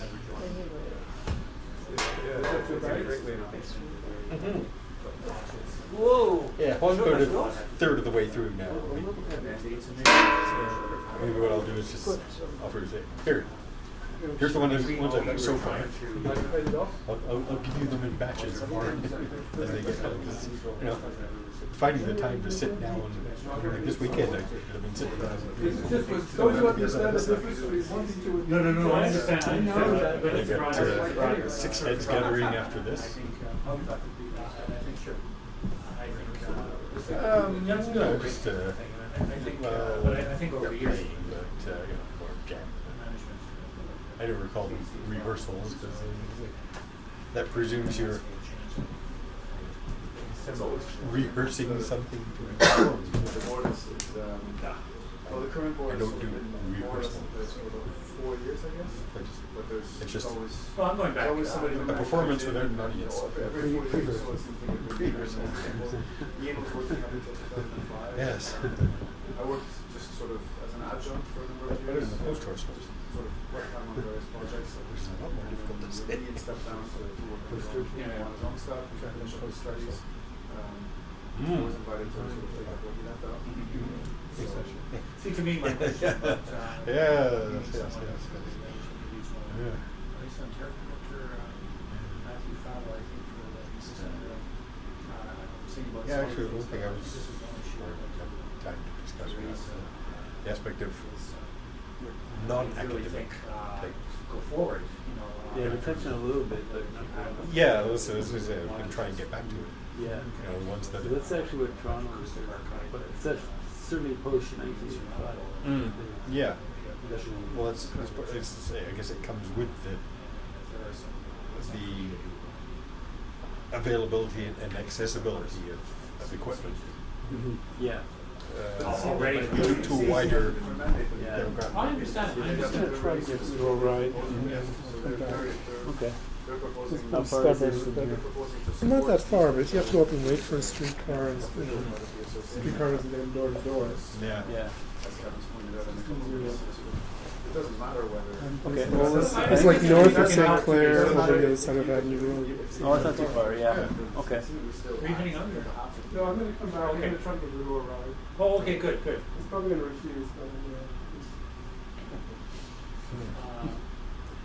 Yeah, no, I just think We do have with similar, you do. Okay. Yeah, I mean, I guess I mean, No, I we just don't. think with me, I started I think they go through. acquiring I think they go through back in various. the mid-70s for doing stuff, but They seem to be again, changing people all the time. And then large open reel tape recorders. Yeah, but the mandate more or less is the same. Not exactly friendly for performance situations. A long time, and then nothing happened with when I posted. What was the spark that got you interested in? Uh, Well, Jason's gone, so. well, I guess But that's partly, also interesting. yeah, But I mean, started listening to Norma's program when she was doing it. Oh, for That's- sure. That's really unfortunate. Started listening to stuff like that No, and hearing, No, I'm not getting to judging know them. some of the I'm just saying, names, and I just think. scouring the weird record bins and Sam's and places like that. And just a lot of listening. Side I've connections. been reading some of the liner notes, most of which I didn't understand, but as I sort of got a bit more familiar with what turned on. You take some of these things that Kevin said, Equipment was and every everything. Kevin's dreaming about it. I wonder if I could Three institutions do something like that. not work together for at least 20 years. Yeah, that's great. Are working together and really happy. Were you doing music at that time already? No. We said, what do you think about this? And they said, So what do you think about that? we were trying to. Yeah, well, at that time mainly was just playing with tapes. Yes. Because, We had been speed changes. more and more confident, not just nationally, over the past 5 years. The first actual electronic things I did was touching on the end of an open cable and getting the buzz from that. Ian basically made this really, really broad Changing the speeds, foundation that now I can And I work on very manipulating the different reels and stuff like that. He put a really solid system in place for us. So it's we're very, very basic kind of things. Hey, it amused me. Yeah. Was there an outlet? No, well that was the thing is that Well, that's good. That's good. even places like the music gallery where I suppose if I sort of felt comfortable approaching and saying, hey, I've got this stuff, could I Doing things that play it on something? It seemed like there was this you had to know somebody or have some sort of credentials or name or whatever that Well, that's good. so you feel comfortable saying, hey, you know, people will actually listen to this rather than saying, yeah, no, get out of here. Not just That's why it took me a long time to actually get into doing I think any sort of performing kind of thing. much more underground association That was just You started performing on the radio before you started performing public. How far was the radio? Yeah, well, essentially, the only sort of performances I'd done before doing any of the radio stuff was like the first one they ever very did. broad The base friend thing. I mean, if you look at who did a couple of things for the Latvian festival each January or February or something, and like all new art kind of stuff. You want to do some sound things. Hey, let's do something on this. Okay. And so a couple of those, and then David Skur, whose radio show I ended up taking over. He was doing the just called it an evening with David Skur. At the same time that I had my until very recently. And I've known him off and on since high school, college, Centennial College. We hang around in the little radio station thing they had there after hours and play around with instruments and electronics and things like that. And then after I if you do it, it's going here, then it's after hearing him on and then there's some people who said, that's our last week of classes. okay, well, let's, he had a studio down in December, then it's already past the classes. what is now It's a good time. Liberty Village. February is just before the And so March, we it's just towards the end of the semester. started doing things there and getting at some shows at the music gallery So that that's not really an issue for us. It's a matter of looking at what the participated resources in. are and He actually, say, here's one the first one, he convinced me to try and do a live version of one of the tracks from my LP. Okay, let's see if I can remember how the hell I had this thing set up. It was just a mini one. And then What other symposiums? just getting that and 2 tape recorders to do the same kind of thing. Sort of worked. I mean, you could tell that there was a similarity. Not so much as a symposium or a conference. As far as the dudes and the recreated actor, and he would also be throwing in some stuff over the top as well, which I found rather interesting. I think we just sort of need a Make it a grand- different kind of piece rather than Jeff's the one who sends all the emails from the one thing I've never really wanted to do, it's probably the reason why I never joined a band, See it sound or see it sound? See it sound? is the idea of creating something and then performing it live the same way, and having the same thing done. Or like going into a performance, usually not knowing what I'm going to do. Yeah, I remember playing one of my early we talked to a couple of people and they said, well, this is a really good opportunity for us to use that as friends a of ours so we proposed just a single day of events. Here it happens to coincide. They said the best day for us is the and I played the most. And we had so we basically actually built the tour Yeah. around they wanted to do the same thing, but next time, like, oh god, how do I and then have to be awful in the process. Yeah. Trying to find what, like, even just with the mini mode, which was fairly limited, but yeah, but there would be something weird that would be something whatever, that would get resolved that you could Well, yeah, I mean, there are some sounds that I managed to develop on it that, okay, I managed to recreate that sound. They've managed to do it on my firmware version of the thing. I think that's why I got into more into recording studio versions of this idea of trying to recreate something that was impossible to really recreate. It was better to pull the tape, record it, and then keep building and accumulating that. Let that be more, with less resistance. It was just more natural. Yeah, so like more of a fixed speed kind of thing. Yeah, that's how I think I got into it. Although I think what probably influenced a lot of my development thinking of things was going to see the Canadian Electronic Ensemble last week and just seeing the actual live performance. Yeah, that's something I didn't Yeah, well, just a couple of very brief mentions. But yeah, they. He thinks about us. just, you know, although a lot of their, especially the early ones, they did have composed pieces which were more outlines of, okay, so here's a sort of structure for it, but whatever sounds were used or how it developed in performance might be different each time, so you're not going to get an exact recreation of a piece. But it was just that whole just going in and performing the stuff live. This, you know, like go to the new music concerts things, and they'd have the tape pieces. You know, some guy would walk up to the front, start the tape recorder, the lights would come down, they'd be sitting there in the dark, listening to speakers. I often think, I could do that at home. But so, you know, as no, but then, yeah. I always thought that maybe what was going on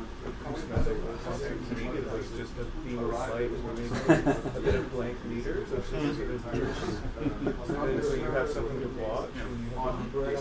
Although, then again, you know, I maybe sort of come to a different conclusion is that, well, I think it may be with our sound system of having the whole sound movement thing is that you can get this using the imagination to develop your own visuals. So, which might be different from my interpretation of what any visuals that come into my head might be totally different from yours. Yeah, and also the spatial area aspect gives you something more or less that you can't get at home. That's true. At least to me, that's always been a challenge, is to provide something that you get now with 5.1. I think this program is why we went to I mean, it's the simplest the audio box. just to archive it. We continue using the audio box, just to basically press play. If you got the sounds of this, it would be really no different than I think that's so awesome. 5.1. It's at 8. Yeah. But having a performance basis gives you the Where are you hosting all that? but it still could be studio made work. You're not a band who's doing Actually, I mean, I wonder if things like these multi-channel home systems, because they do have 7.1 specific channels. Is there something that could be developed that would allow somebody in their home to have this 7.1 set up and have their own little diffusion system? Yeah. You know, without having to need how much it costs us or something like that. Probably, yeah. You know, there's already people using we have all of stuff to use spatial engineering. But there hasn't been anything standardized. No. That they say like, this is the application that does that. It's kind of the case. Everyone kind of does it for their own needs. But it's not a lot that gets. You're good at getting out those emails. The numbers that make sense to me are this issue with our system, we're one of the few ones where I think when you were collecting information on that videos or something, has it's open-ended. That it's not tied to milestone or work or something. Right. Yeah. It's used by whoever the composer is. It's also the issue is a matter of building in the time for them to work with it. But they can. That amount of time for people to use it is a lot shorter than the audio box. Yeah, I mean, it's fairly intuitive, really. Yeah. We can do it in a couple of hours. Yeah. And John's performance on Friday, he learned one of the guys who JJ he was doing, he tried it out, but he wanted to go back had he had more time, he only started learning at 6 o'clock of the concert, so that was pushing it a bit too much. Yeah, it's But, I need to give more time. well, I'm just wondering if that's something that Because that could be done here, like is pretty well what was in the studio. classes and Yeah. workshops and Or just residency. yeah. I want to change the way we So, do our shows. certainly when I was Sound play. I want Isn't it to exactly get rid of sound play and have more. But in terms of pieces, dates, years, And then just have wireless and sound travel. As, yeah. And then this way we can have do shows in here. We have to fix it. Once we know noise thing is fixed here, then we can do concerts here. Well, yeah, I mean, I think that Kind of residency model. I think the 2 festival things is good enough, and then, Yeah. as you say, to distribute so that you guys don't get burned out trying to put things together. I know it's so much easier doing it concerts here. Well, the smaller kind of thing. Yeah, if we're gonna get 15 people, why do it downstairs? Yeah. Stupid. This week I was just so having to move all the equipment in and out every night. We had to like we had all the cables that we set, but we had to drag up the speaker, set them up, spend basically waste an hour of our booking to recreate the system and then put it back on. And whereas here, we could have spent that time rehearsing, and it would just be a matter of just powering on the gear, checking everything's working. Okay, let's start. 15 minutes is all it takes. We're not taking the equipment away and putting it back all the time. hardcore. I would say hardcore. Yeah, exactly. That's what it should be. Yeah. And you can customize the space, you can decorate it, give people things to kind of. And again, there is. It's easier to adapt to setting up a visual kind of thing. Yeah. Or just audio. Yeah. What it calls for. Yeah, exactly. Yeah. Because the thing that we did here, like both did here. I mean, that went really well. Yeah. Years ago, you could get people that had listened before. Go regularly. Work here all night. They prefer listening to older deck here, than elsewhere. Well, that's what I mean. Ted Phillips was saying that you could hear a whole lot of things that you might not hear otherwise. Well, it's different. Like he's played before. I could hear each one of you guys doing your different things, and it was so clear. If you're doing a lot of other things, I think there is a writing future other for this kind music. of thing. Yeah, I mean, these speakers are Yeah. I was looking a while ago to see, geez, how much does it cost to get my phone? Because, but even regular student models, like if people did like shows in somewhere there should buy. No, Even though bought the Yorkville, Yeah. it was like the like No, I even feel like like a set of I'm those. just saying it's Yeah. Better than having sustained courses.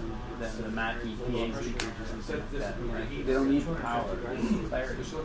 And yeah, even if they're doing stereo, I think just get 4 studio monitors. You still do stereo, but you got more clarity. He says like the university needs a bigger space first. No, but I mean, well, see, if you're having a drummer or something like that, you have to compete with the volume level of the instrument. Have you seen the new space though? Have you seen the new space today? I still haven't actually. Oh, okay. It's narrower than this. It's probably like from that curtain. Right. So there is, yeah. Well, no, not anymore. No. Yeah, but I got the impression that that's sort of brought in all that power.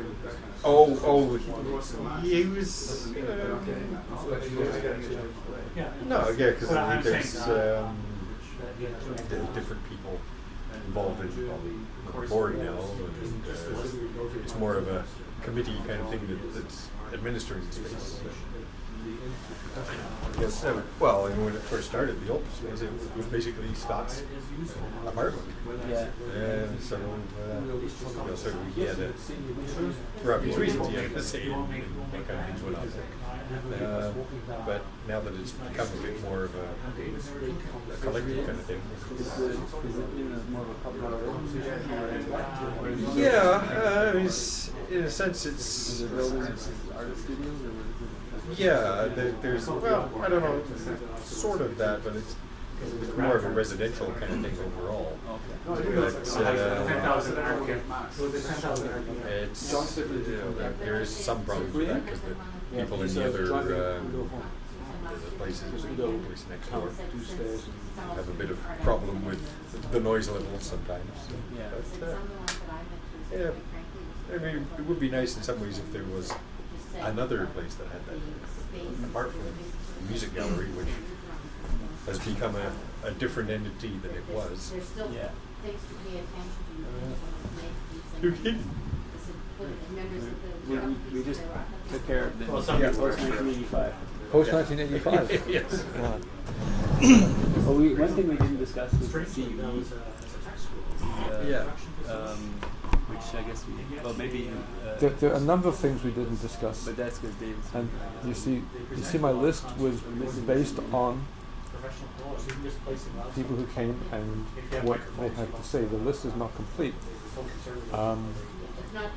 There's a whole other thing missing in here, which is the live. That's what I started getting into. Was that's the Rosenberg yeah. collection, but not CE. Yeah. Well, David is York and is David. Yeah. if we go. Jaeger, you mean? No, David Rosenberg. Yeah. Have you ever heard him play piano? Yeah, he's amazing. David Rosenberg. Yeah. Yeah. Oh, he's incredible. Yeah. Oh wow. He was Powerful, warming up one day for a concert in Montreal. I went in and said, "Hi, David." They said, "Yeah, but can you play fast?" He just plays scales. He's a genius. He is a genius. Somewhere. I remember did you do the intensive at SFU when he was a guest? Oh, yeah, he is really a genius. Just his lectures were like on a whole other stratosphere. Yeah. And then he would do that, and then he'd play like monster piano in the concert that night. Like just. Yeah, he's brilliant. And then he did all the brainwave stuff. I mean, Yes. like This is changing too. We would have met we would have met Louis. Saying about was the one thing that just sort of got briefly touched on, but didn't develop too far was the non-academic side of things. Like people like myself who come from. Well, have a look. independent. What's the first one on the list? Well, yeah, but then again, it's still sort of. When you say It's home also the studios, radios, not well. I'm sloppy, but I'm not completely sloppy. Right? And you see where I put in this book. The standard history says you can years ago. I didn't do that. yeah. No, but it never really got discussed a lot. Well, this is not about what people think they've come to do. I think there are people here who haven't spoken to each other significantly for a long time. And there's a possibility, as we discussed in August, of getting the people together and getting Norma traveled, 2 hours or something, 90 minutes in the rain to be here. She didn't need to. She had to find someone to replace her in her job to be here. She has done this because, not because she told a story or there was really an anecdote, but that's why it withdrew from the circle, because I was politicizing this. It's not a political discussion. And it's not an anecdotal discussion, it's the creation of a modality of communication.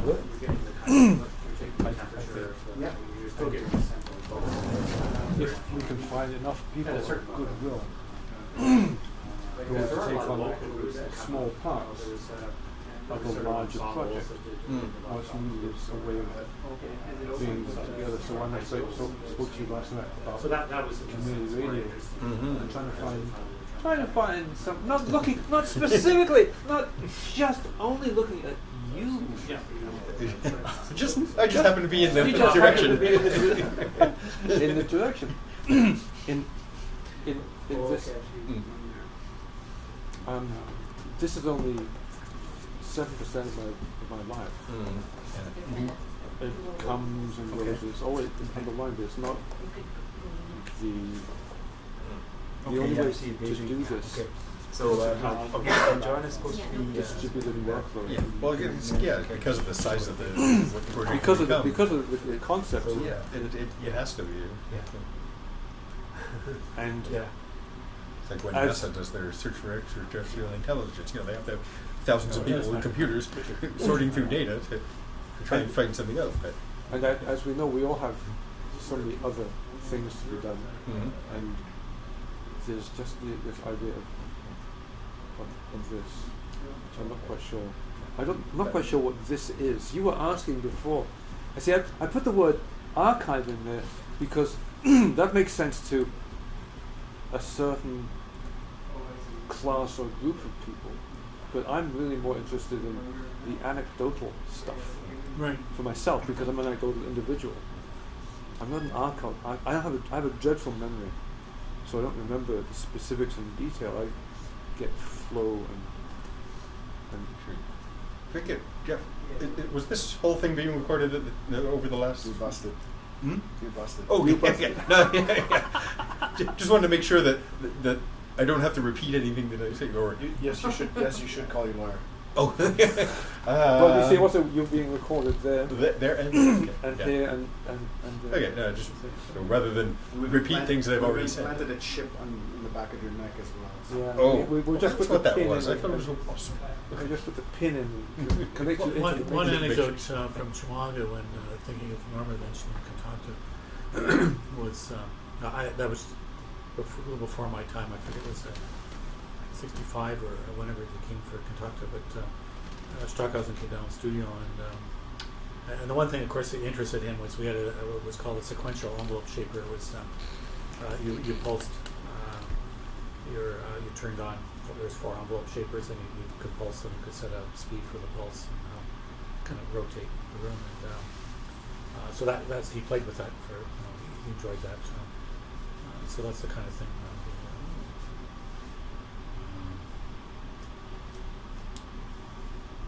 Commented. I don't know about much about else that he said at that time, but the one thing about talking with Jeff about presentations, I mean. When Stockhausen came, as far as I understand too, he must come out from the Montreal thing with the octophony or whatever. I would have liked to have seen that. There was always impeccable standard if you were even looking at the... there was which standard? Well, Stockhausen had certain standards yeah. for whatever one could say about the guy. If you'll even look at the helicopter video, he knew what he was... He had hellishly good ears, and...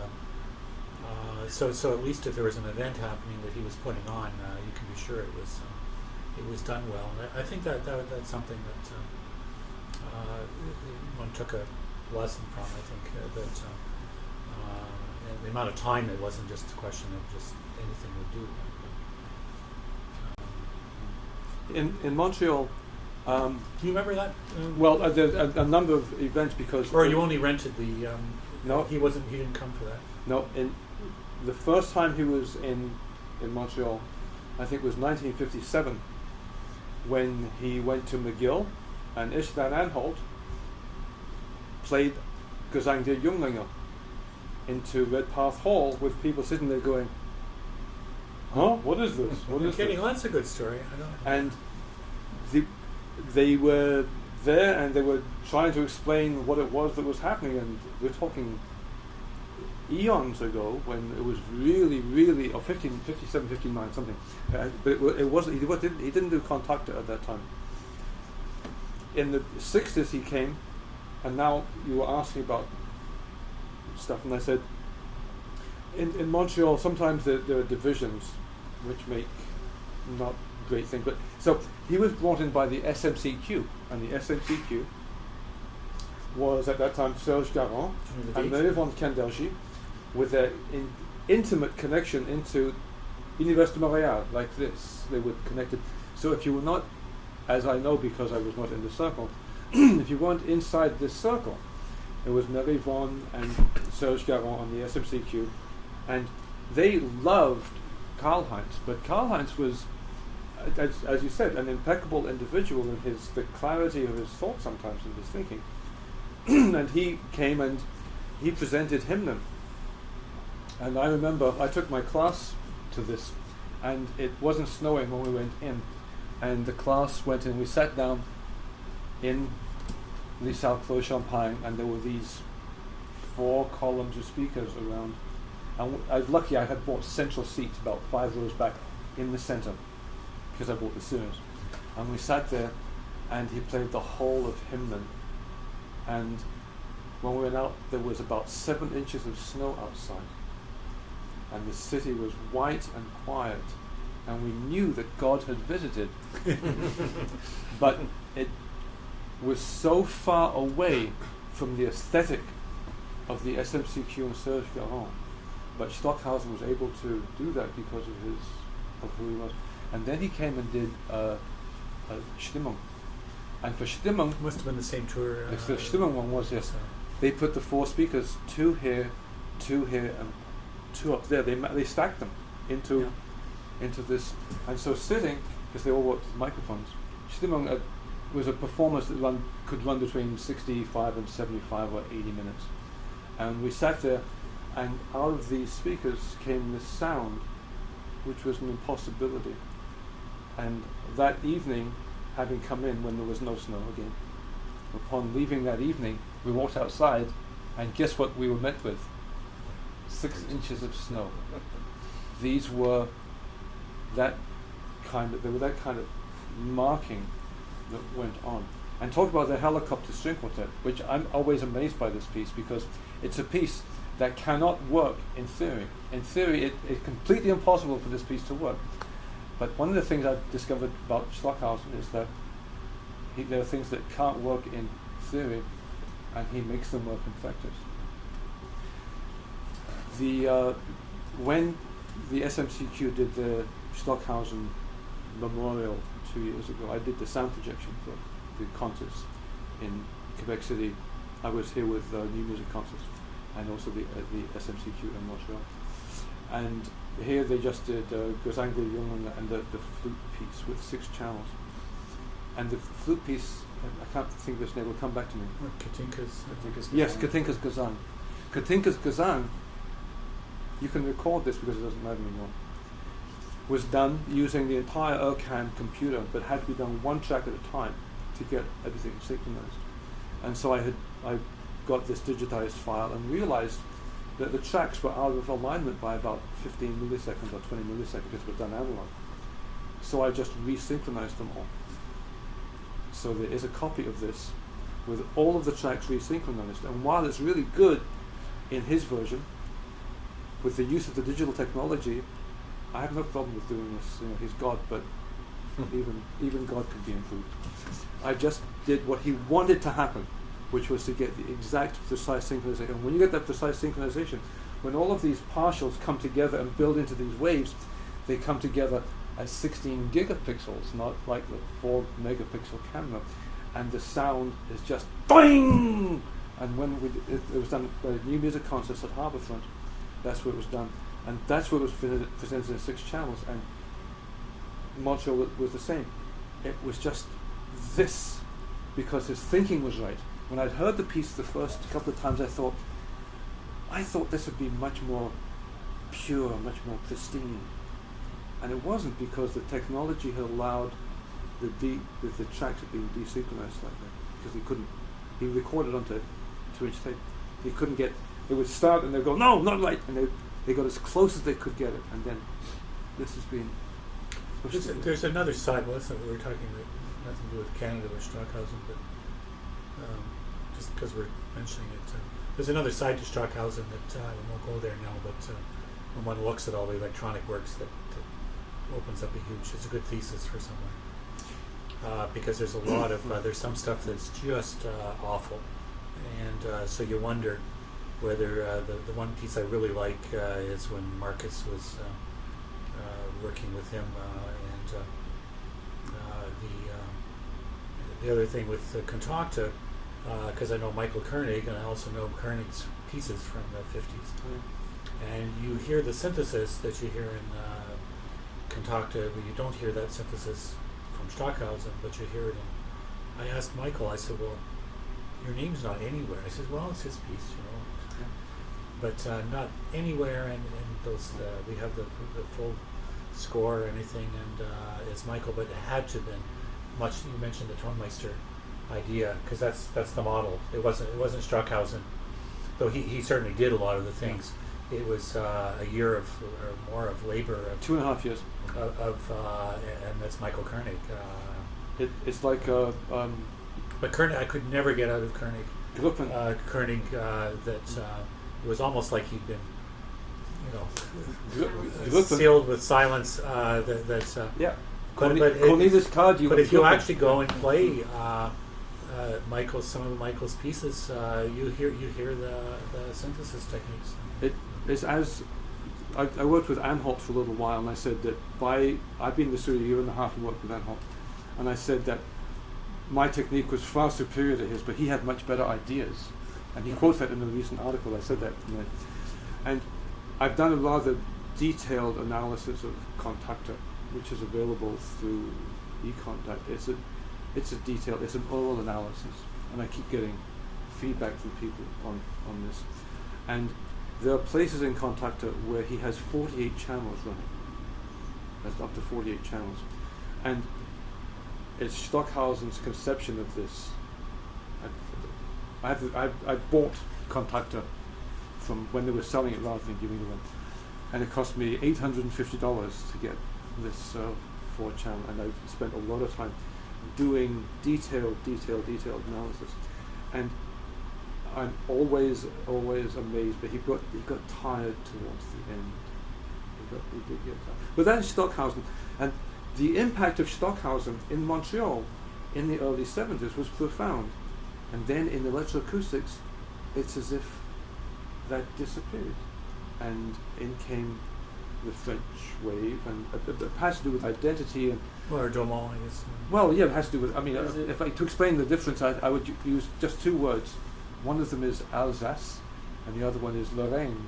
And so if you understand the German and the French history of 300 years, and but Montreal has shifted because there's now this greater divergence of all of them. Well, I think at this point it doesn't. It's so diffuse in terms of schools and who does what, and yeah. I mean, I'm disappointed in some ways. I don't hear music from like Serge Arcuri or whether he's still active. I mean, there's people that I thought this is interesting. So some people don't continue in certain ways. So I mean, it's hard to categorize groups today. I think. How much of the You should talk, Dennis. When have you last done something? Yes, no, it's true. Yeah.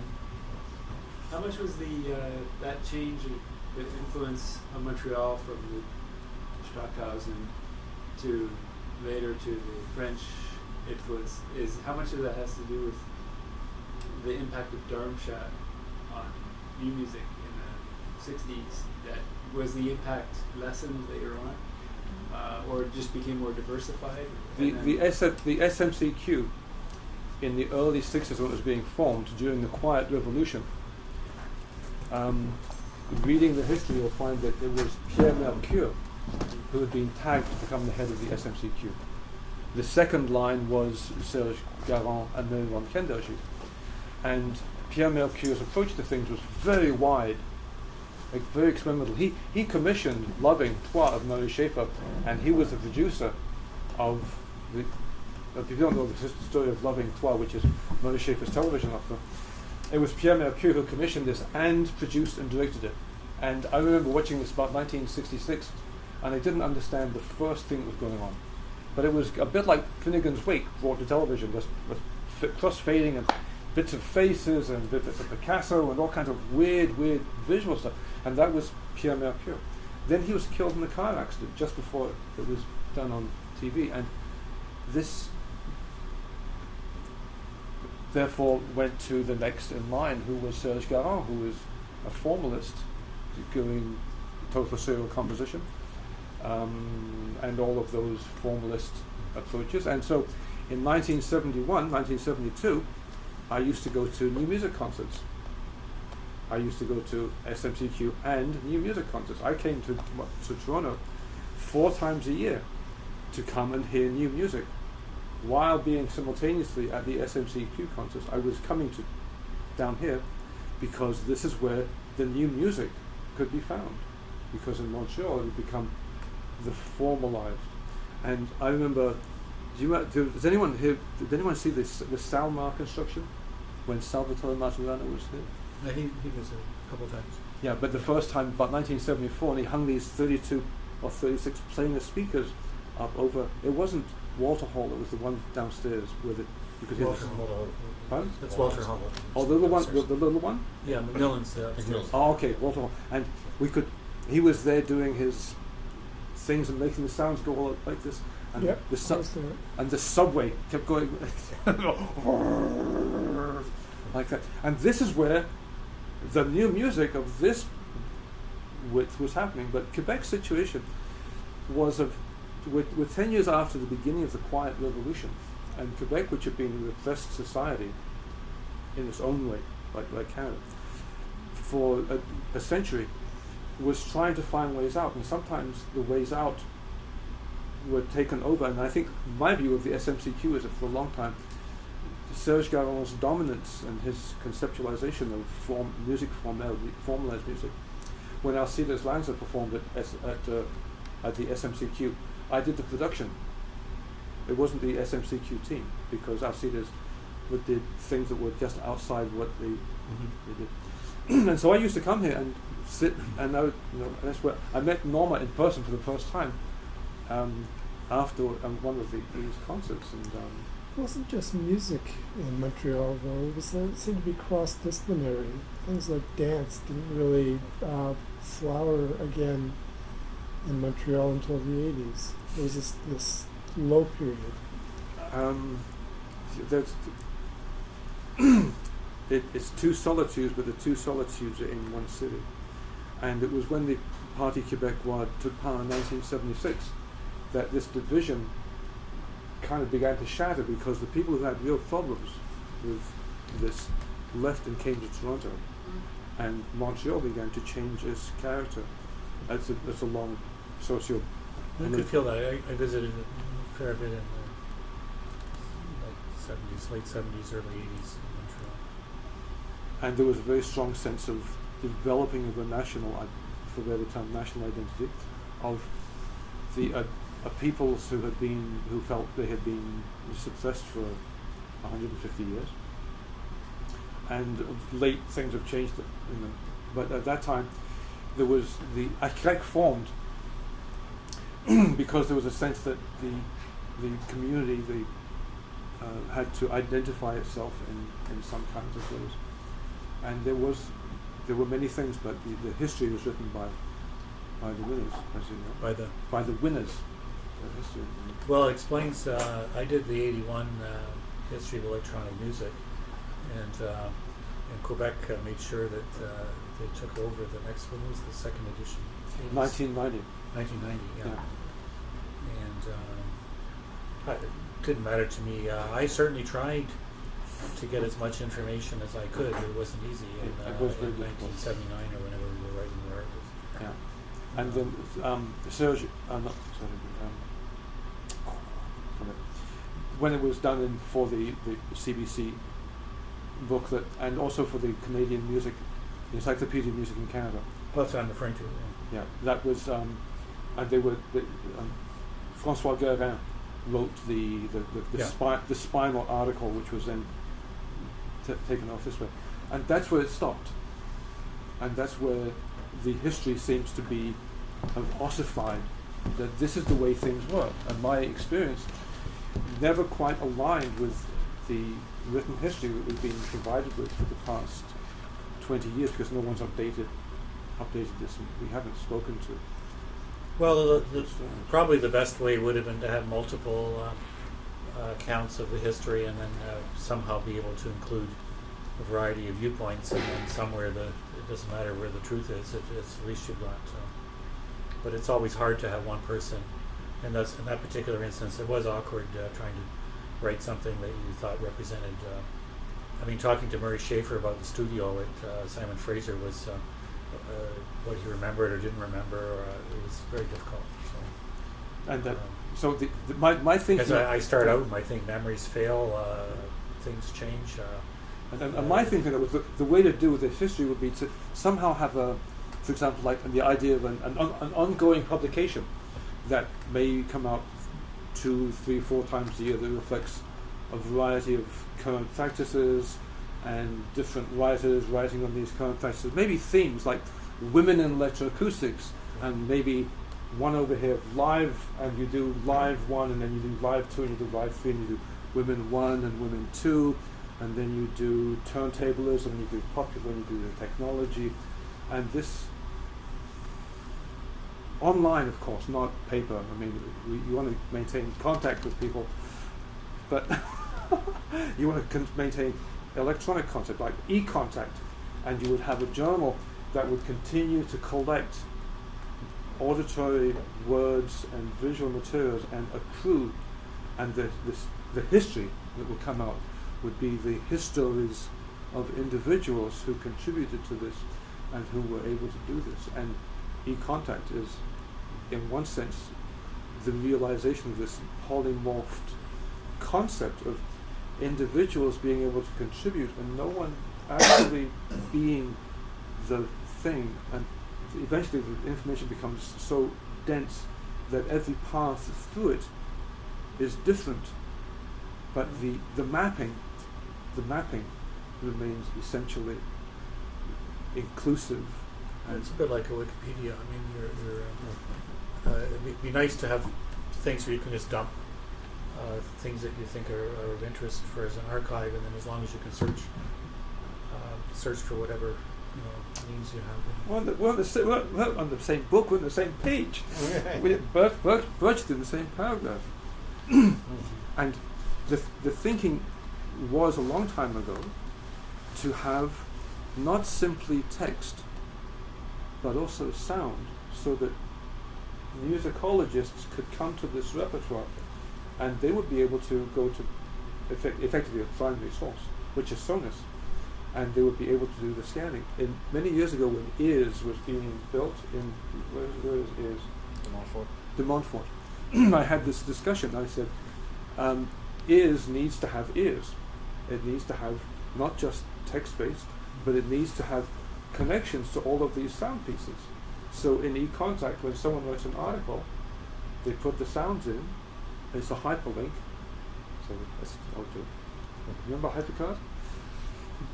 It's a hyperlink that someone makes a reference to a piece. They click on it, and up comes the sound file with this. And so we have this hypercard stack.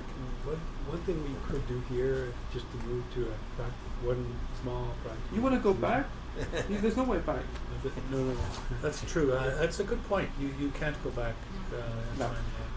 No, but what could happen is this discussion is part of something that NACID has we call the Toronto Artists Salon, and it's essentially this nature of discussion, but usually it's based on the idea of individual artist that presents a overview of their practice or activity, and we have it over a 3-hour period, and people come and go like they have today.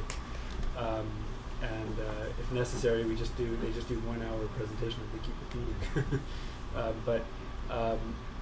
But we also mainly wanted to have it also to be like today, more of a open participation and discussion. And one idea is this link to trying to unearth the history of the activity here in Toronto is to have maybe we could set aside some dates in the next year that would be different overviews of different aspects of the Toronto EA history, and we could record it, and then it could be whatever. If there's somebody who can transcribe things or just transfer the material to some form for the internet, then it could be archived in that way, and we could deal with some things in more focus. So we could have a Norma, or we could have Thames, or we could have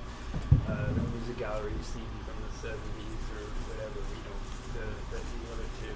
Sure. Well, the art things that were mentioned too were kind of a parallel thing. Like I guess some people maybe did music in some of the art things, but I guess there was events that I wouldn't have known about. That now I know the name Pike and all those people, but I certainly wasn't aware that those things were going on. That might have been before my time, but that might be interesting as well. I think. Yeah, the Toronto history is interesting. There's a lot of parallel activity that was going on, like what John mentioned, at the different neighborhoods, in the sense of these things were all going on concurrently. Well, a new music venue in the mid-70s was A Space. Yeah, exactly. I used to know Miriam and her husband, I forget his name. And in the early 80s, Mercer Union started up and had very strong music programming. I'm not sure if Martin Arnold was the first music programmer there, but later on he was quite involved in it. So there were these other pockets that were visual galleries that had specific music programming. Was ARC? Archival Resource Center. Yeah. And there was a bit of a tradition of that came out of the parallel gallery formation in the mid-70s when there was some funding that was found to network the galleries and find ways for people to tour, whether they were visual artists, performance artists, or music artists. And there was a lot of activity going across the country. Musicians. Yeah, that's what I remember when I was young and went out to concerts. It was that there was like if you were passing through different cities. I think even Alcides did it too. He came out to Vancouver once and played at the Pitt Gallery as part of that network. So as a result of that, the Toronto galleries tended to have some kind of performance programming that accommodated all this activity. People kept calling up and saying, "I'm on tour. I want to." The Parachute Gallery up in Ottawa, things like that. Yeah, because I remember there'd be print publications too, like apart from Music Works, there was Only Paper Today and things like that. They would have not only articles about these different places, but adverts for them as well. So, I'm going up through Ottawa. How going was up that? the Parachute. I was thinking Ottawa was. I went there specifically to see the Cynthia 100. They, for whatever reason, David. Can't remember the name. Piper. Yes, David Piper. No, whatever. Who ran the studio? That was just quite a while ago. Mid-70s, David Piper. David Piper. Piper. Because it was the same name as the. Okay, yeah, you're right.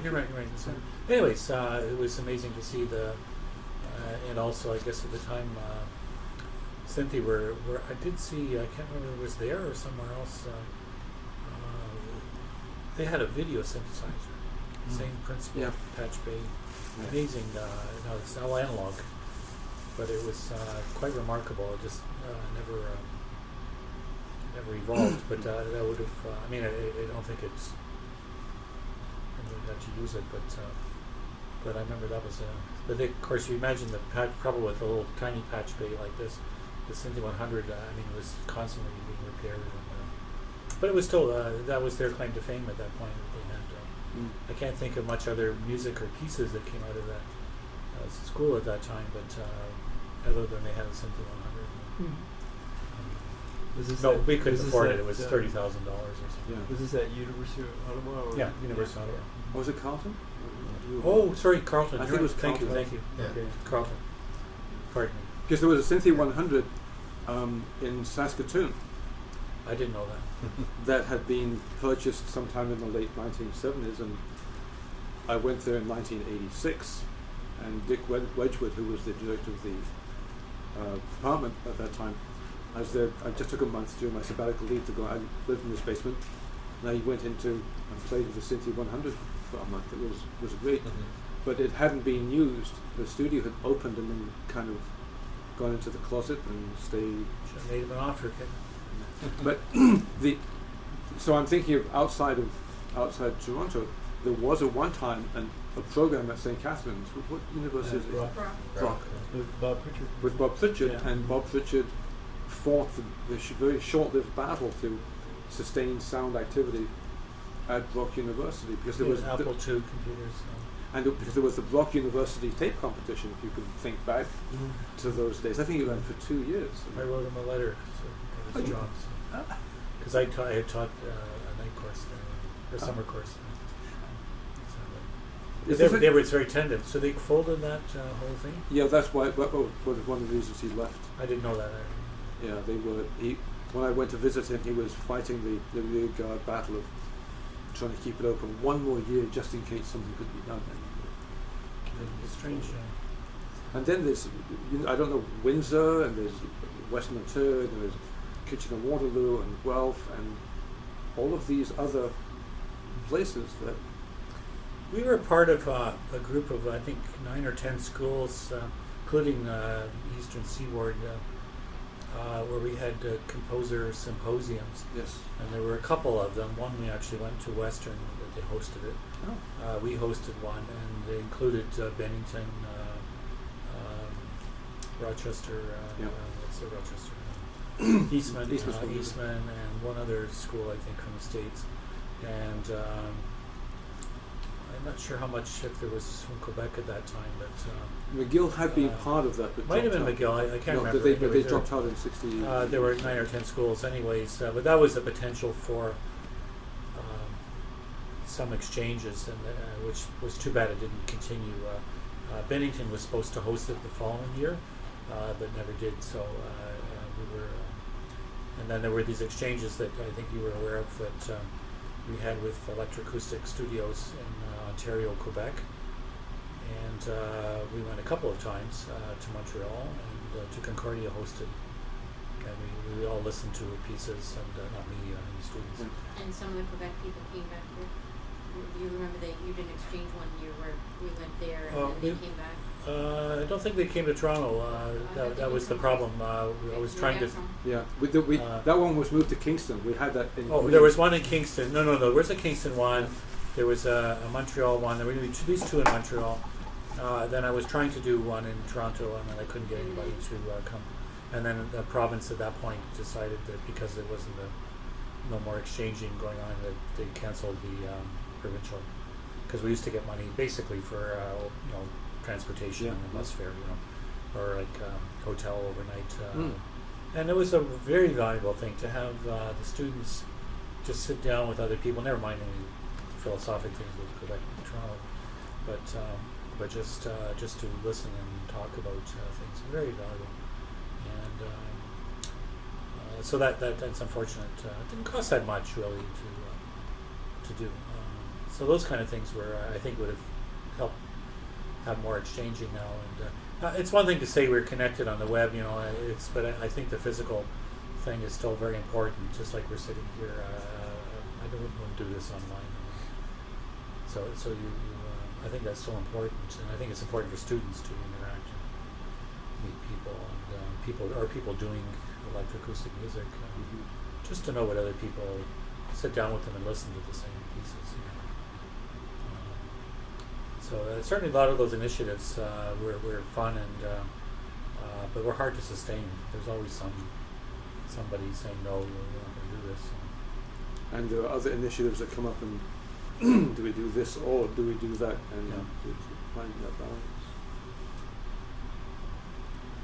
balance. York University. It just sort of came out of nowhere. I thought Well, apart from the geographic distance problems with it, it's sort of like this big thing stuck out in the middle of nowhere and trying to go from one building to another in the middle of winter is not a lot of fun. Because David Rosenblum and there was But you have tunnels there. Hmm? But you have tunnels there. Wouldn't you? Well, that's right, yes, which I found out a lot later. and Rosenblum and up to James Tenney, I think, was kind of one period. Is it possible to divide? Well, Tenney goes longer, but he's not. His activity is not at York. Is not centered on electronic. Oh, okay. music. Okay. He did that in the past. Really, right, John? Well, I'd have to guess about the history. York University was started somewhere in the mid-60s. I think Rosenblum, who I'm pretty sure started the studio there, would have shown up no earlier than 73. I think you're right, because my brother actually went, although he's older than me, he took a year off and he went to university a year after I started, and he was in the first program, and it would have been about 73. Yeah. The one with David Rosenblum. Yeah. And also too, it said that at that point they didn't really have a building built for them yet, but then eventually they got a building where there was a performing arts and music and whatnot. Well, the studio was in the basement of Yeah. one of the buildings. Was there. Phil Warren then, or that he came later? Phil Warren came a bit later. Phil Warren was at Simon Fraser, about 73, I think. I went to Simon Fraser for a little bit, and Phil Warren had just left. And then they showed up at York, I think, after I spent a little bit of time at York. So James Tenney came in as Rosenblum was leaving. He might even have taken his position. Whatever it was. I think he did. So there was a continuity of people that at some point in their career were very involved. Who's the other in sidekick things. of Rosen? Who's the You mean Richard Teitelbaum? Teitelbaum? Yeah. Yeah, Because I he's now remember at some Bard music College. gallery concerts and things in Teitelbaum. Yeah. I don't know if he actually was teaching at York too. Yeah, he had a position there. There was a lot of Americans. Casey Sokol had just come in, teach piano. Rosenblum. Who's the Indian singer? Well, there's Trici. Trici's not American, but John, the Indian singing guy, was an American. It's just the whole department was Americans. Well, basically, they went back to the States because they didn't have to retire. At that time, it was mandatory. With the exception of Casey Sokol, who was still there. Tenney did want to stay when there was still the mandatory 65 retirement. He really wanted to stay at York. He got a really nice position at Los Angeles, Kellogg's in Los Angeles. Once he got down there, he realized the weather was better and he stayed there.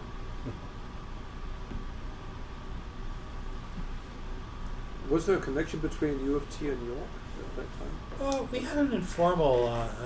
I just seem to recall with the Burton Auditorium, there were just a lot of events that I used to go Surprising number of dance. concerts there. Yeah. And also film. It said that the underground film scene both usually was held downtown in the art gallery, but also then up at York, and they would take turns holding like things like Scorpio Rising and stuff like that. So the film was really big. There was quite a. Some people who are still at York bemoan the fact, and remember the 70s, bemoan the fact that it seems like it's gone further out of the city now, because there was a tendency for everybody, whether they were affiliated with the university or not, to come up for certain events. It was just like high-profile concerts. Yeah, there was money in those days for. We used to. It used to be. It wasn't. Used to be like a Thursday night series that the faculty used to fund, and they were like world-class events. And eventually they stopped having them. But you'd get. And we shared some of these with York because they were dance. It was kind of Kelly. It was like the. And those were the years you had ensembles from countries where they had national, and they would tour, and whether it was it's just some spectacular things we were able to see, you know. And There's quite a program of avant-garde jazz things. You know, the Ed Yeah. Ensemble Chicago, Cecil Taylor, Sun Ra. They're just kind of New York. through. I Oh thought yeah, Ravi Yeah. Shankar can be played. week by week. Ravi Shankar would have come and Yeah. There was that big cage production that Marianne Amache was involved with. I can't remember what the piece was, but it was a fairly large scale. that oratorio. It wasn't oratorio. That was a Oratorio took place at, in Toronto Convocation Hall. Europa? Yeah. The Europa piece? It wasn't. It was before Europa. Cage came to Macmillan and he did Muro, which was I won't get into my thing about Cage, but I had to admit for 1 hour he read flawlessly. No, it was quite a performance. That do you remember? Did you go to that one? No. He also did a same week. He was at the OCAD. Sounded like you were required to be there. I wasn't required to be there. Oh, okay. Yeah, no, it's well, this is part of that New England Thoreau and Miro, and he sort of he had his own text. There was the thing that was up at York had a lot of Thoreaus. It was one of the Thoreaus. So there was.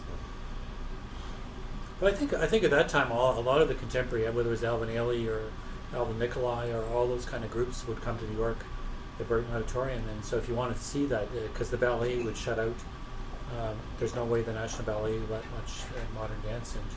Well, also too, there were people like that famous guy who does the semiotics that was just like incredibly famous, and do you know what I mean? Said that it was at the same time too, like when people would come for the meeting as the message. Yeah, yeah. Things McLuhan? that the people would go back and forth. And McLuhan, Chomsky but or- also Chomsky. Yeah. Yes, and when Chomsky first came, I think he came to U of T first, but he also certainly went up to York, and people would just follow every word of every lecture and stuff like that. So. Well, the joke was that it's not a joke. I think it's there's some truth in it. But two presidents meet on the street in the 70s, saying this is the president of York and the U of T, and it was supposed to be Claude Bissell, and saying I shouldn't say this anyway, but it's supposedly true. Well, fine, you do the arts and we'll do medicine. And in a funny way, that's sort of born to be true because Toronto never really supported 100%. I mean, sort of supported, but didn't go whole hard. Not the way that York did for the fine arts program. And U of T never wouldn't touch that kind of concept. It's been suggested they wanted to have a Lincoln Center kind of thing here, and just were never comfortable with and certainly wouldn't have been comfortable with what went on in York. But so I mean that was a certain consciousness there too. I think The gown in the town.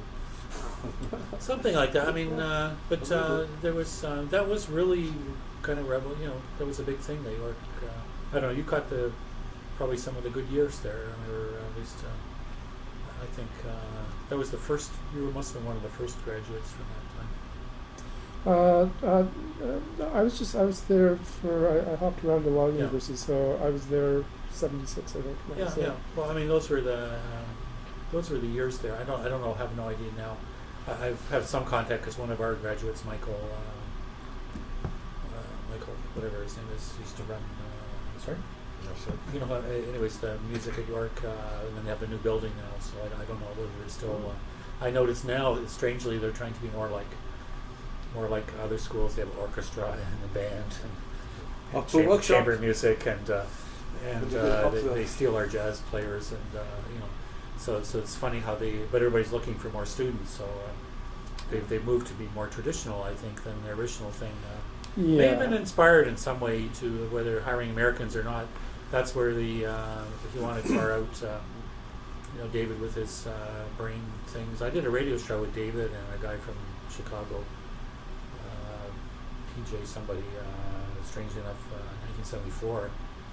It was Terry Clark playing drums and two grand pianos. It was for a Friday night's art show, and it was David and this other guy he played with, and it was sort of improv jazz. And Terry Clark was quite a different drummer than. The year before that, David Rosenblum was on Mike Douglas' show, which was an afternoon show, kind of like Oprah Winfrey. He was the guest of John Lennon and Yoko Ono.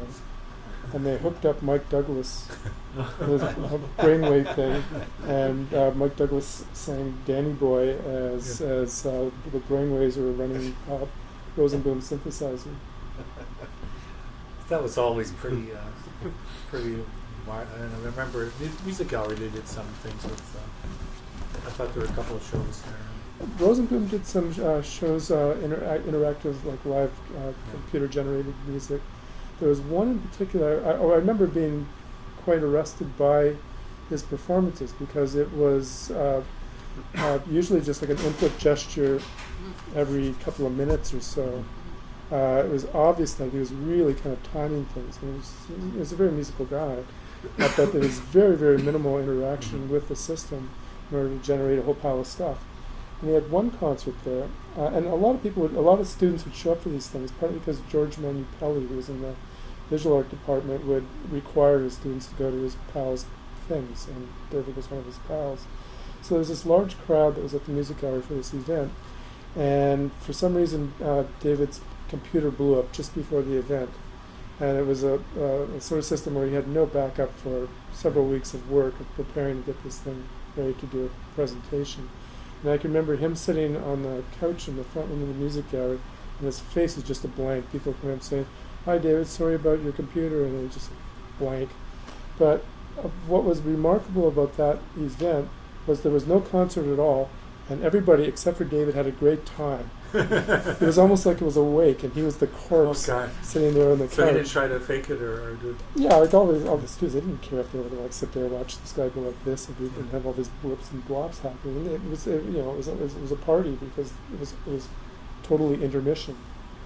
It was a very, very odd event. I don't know how much you came to Toronto then, Kevin, but the original Music Gallery was a wonderful concept, and it was a real shame it had to.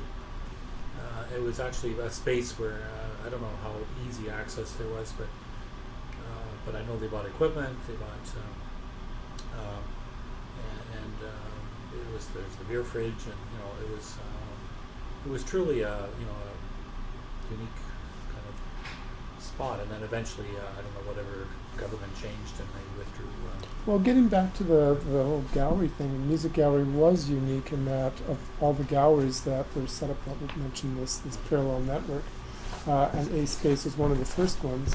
Another one that was much more of a multimedia or multidiscipline gallery from the start was the Western Front in Vancouver, because Martin Bartlett was there, and Martin Bartlett was a student at Cage, did some seminal work on live electronics and computer. Yeah, and he also, I remember, appeared at A Space. He had this thing called A Piece for Everyone, which had an amplified walk in which he was cooking cauliflower as he was intoning text, and at the end he said, "There's a piece for everyone." He passed that very nicely curried cauliflower around. But anyways, he did some really good work on live computer music. So that place opened, I think, just shortly after the A Space, like 72, 73. But the Music Gallery was really different in that, although it came into existence because there were visual artists involved, but these visual artists were involved as musicians. So Michael Snow, Nabi Kubota, Graham Coftry, Al Mattis. Well, Al Mattis was not a visual artist. He was, and he was younger generation. So he had no reputation at all. But Mike and Nabi and these guys had enough of a reputation that they could go to the Canada Council, say, "We want to set up this art gallery called the Music Gallery, and the art that we're going to show here is going to be called music." And they got their initial funding from the Visual Arts Department and they got subsequent funding for at least a couple of years, mostly from the Visual Arts Department of the Canada Council. And they were hitting on Ontario Arts Council also. I'm not sure where all their funding came from, but it was really seen as an artist gallery in a traditional sense. These artists have reputations, they do visual art, and it's just fine to fund that. But there was no money to put in a music place like that from the music section. And in fact, the visual section of the Canada Council had to complain for several years that the music section should be taking this on. That really was a music gallery. So there was that transition, but it was just really a transition of funding. The philosophy of the music gallery was largely driven by the artistic director, first Al Mattis and then Jim Montgomery, who was appointed by Al. But what happened was there was never another music gallery that was created in Canada, because there just wasn't that initial model of being able to get it started. So, so John, your memory's good on this. So once they left St. Patrick Street, I'm wondering then, so that the model changed. What when they went the to departure from St. to Queen Patrick and Street was Dovercourt. purchasing the building at Queen and Dovercourt. Yeah. Well, there was 6, I think, owners. There was, interestingly enough, Ed over at Gallery 345 that's presenting a lot of music concerts and has a huge advantage of having two grand pianos was one of as a developer he was very involved in that building. David Mott from up at York was involved in the purchase of the building. So the music gallery was a major tenant in the building. They had the basement. Were they still getting funding from the councils at that time? Oh yeah. Yeah. Okay. There was a lot of council funding. By that time, it would have been for the music gallery coming from the music section. So the model was still similar. The programming, everything was pretty well the same. There was a big transition from Al Mattis to Jim Montgomery, because Al's only real interest was in the band that he played in, the CCMC, and the CCMC was the music gallery house band. They played there every Tuesday and Friday, improvised music. And Al spent all his time listening, if he wasn't playing with the CCMC, listening to CCMC recordings, and that was his whole world. Wow. So his interest, and he did have, he had a great memory. He has a great memory, and he consumes a lot. So he had a great interest in getting new instruments into the CCMC. He got very interested in electronic music. As a result of that, started this little electronic music festival, and then he would bring in people like Don Buchla,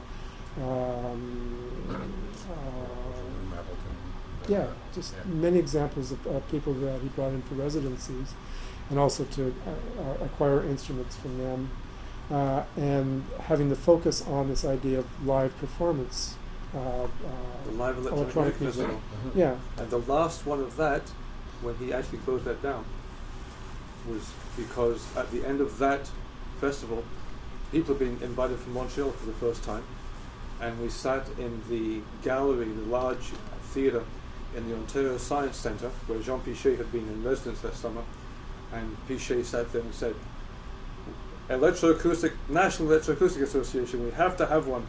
And something had been going for, and Pichet said, we need this. And there were about 45 people, 45 Canadians involved in the EA in that amphitheatre, and that was 1984.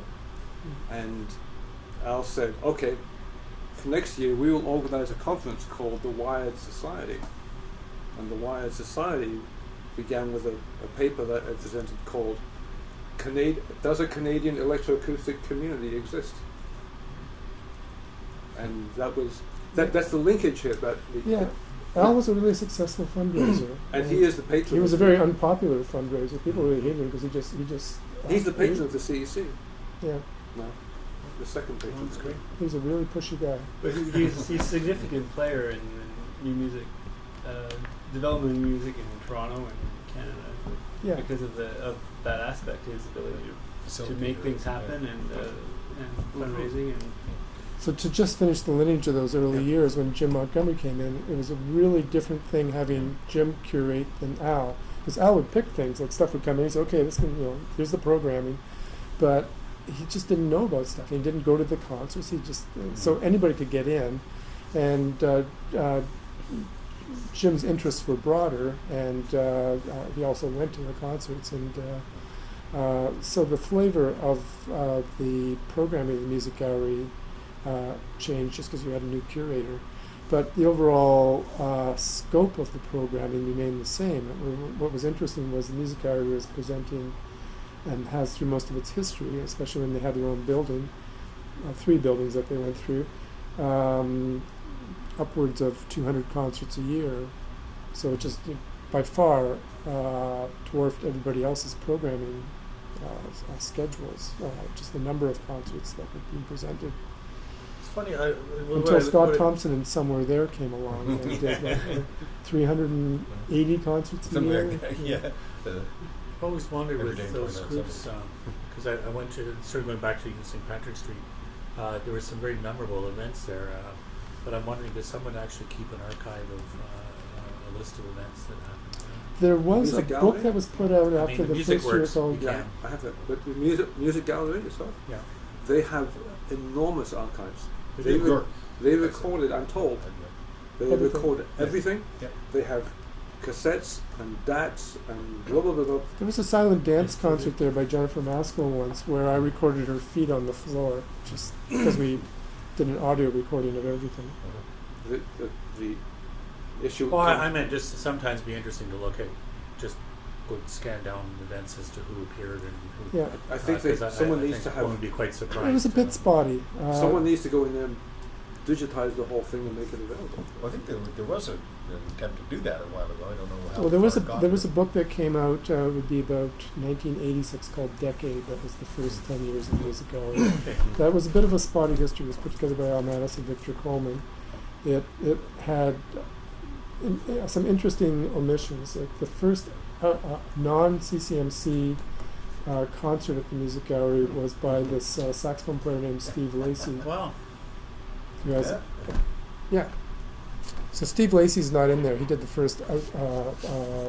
He was the first guest performer at the Music Gallery. Just happened to get one of the 2 floating copies. There's a picture of It's me not in here floating. Yes, dancing with some dogs. I think. Go ahead. There was one other small thing I wanted to try and touch upon, which was radio Nabi Kubota recording a rock, and listening to a rock. Sorry, can I say? community yeah, right. radio, CBC. Kevin, 5 seconds. Just have to switch the thing. There's the building. Is that the St. Patrick's Street? Yeah, I'll pass it along. Yeah, it was a great old building now. Is that building still there? No, I think it was torn down. It's the but again, If the I- second one of those locations that got torn down and turned into concrete. If I'm able to, I'm going to scan this, and it can become part of the generalized documentation of this, which will be available. The reason I was asking about radio was because the radio breaks down into 2 parts, which is community and university radios, and CBC, and the connection here is David Yeager through UTEMS and Live Electronics and the CEE. David Yeager. Yes. Yep. And Alvin Lucier. Yeah. Yeah. Was there Alvin there? I remember that concert. It was that with the cello heterodyning? Oh, Was it yeah. was it Sounds from the Bridge? Is that Sounds from the Bridge? Is that what it's called? Where you had the cello just sitting there? No, No. a bird Man- and person man- heterodyning. No, the cello does Man a and frequency. bird dining. Yeah. Man and bird dining. And Oh, he has okay. these, This is heterodyning. sorry, what? Man and bird dining. Man and bird dining. That's for cello and No, that's the heterodyning piece. But there is Oh. cello. No. He performed it There's with the a cello. little twirling bird robot, Yeah. and there's the performer who I think might have had some kind of Kunststoff thing on his That's it. ears that was moving around, Yeah. and there was microphones pointed at hypercardioid microphones pointed at this cello, and so it had something to do with the resonance of the cello. Although I might be thinking of 2 pieces at once here. And then with ring and the chirping modulation. bird. And the dining was heterodyning, which was ring modulation. No, the cellist played. Yeah, John's description is right. The cellist would play basically would cover whenever it hit a certain right frequency. It turned on the light. He had a whole room with lights. The real problem was that people also figured. Yeah. People just and come Yeah. drove Alvin turned because we were sitting right beside him. And he says, "Tough town to play." But he also he made a speech to the audience. It was a bunch of They- students again. I think they George Manny probably sent them down, and he reprimanded them Yeah, they in record his speech. stuttering kind of way. Yeah. And they really did shut up because he just Yeah, seemed he so was impassioned. stuttering. About it. So, just let me do this piece, and then you guys can do your piece if you want. Well, the worst talk about reprimands was there's the Mores of Cage, which are what 3 or 4 Who's all songs. And New Music Concerts did them once, and Cage was in the audience, and they got them out of order by mistake. Cage stopped the performance, and no, it has to be. We thought, what a chance, like it wasn't intentional. I don't think it was. I guess it was Mary Morrison was the Lyric Arts Trio. I think it was.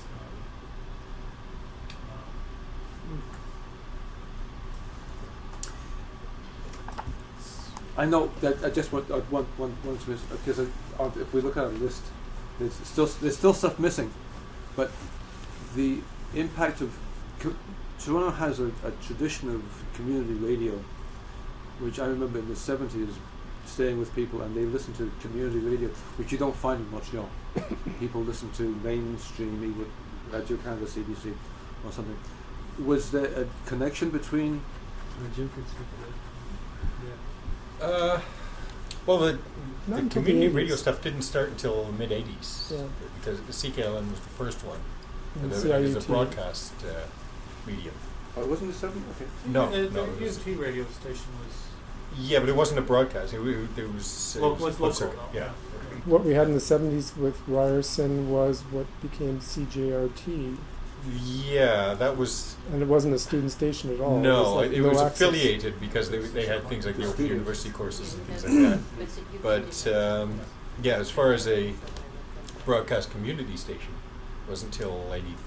Yeah, in the 70s, if you wanted student stations, you had to go to Waterloo, where there was a station for University of Waterloo and one for what was Waterloo Lutheran University at the It time. was, yeah. Very cleverly then became Wilfrid Laurier University. I like They'd the have way to they change did the that. letters. Hey, let's pick a primary. Got the same that's initials. good. It was very difficult for them to get from CRTC get frequency. So I know for a long time when UT finally got allocated something, and it must have been the same with CKLN too. Yeah, I don't remember. I wasn't there at the beginning of it, but I was always remember under the going understanding with, that. with Hildegard to be interviewed Yeah. for some show with David Yeah. Olds. Oh, yeah. But I thought there was something in the regulations about frequencies below a certain Power. number were allocated for community Yeah. stations or something. But I heard that a long time ago, so whether it was true or not, I don't know. But I mean, that's why TIUT is 89.5, CKLM was 88.1. So I think community radio is after your time limit. Well, in 1981, 82, 83, Jean-Francois and I did surveys across Canada of community and university radio stations. We sent out 160 surveys, and got like 19 or 20. Because we were looking for places to send cassettes of electronic music. Mm-hmm. And we were trying to find out who was doing things. Yeah. And we tried that for 3 or 4 years, and the difficulty was that university radio stations have a turnover of personnel virtually annually.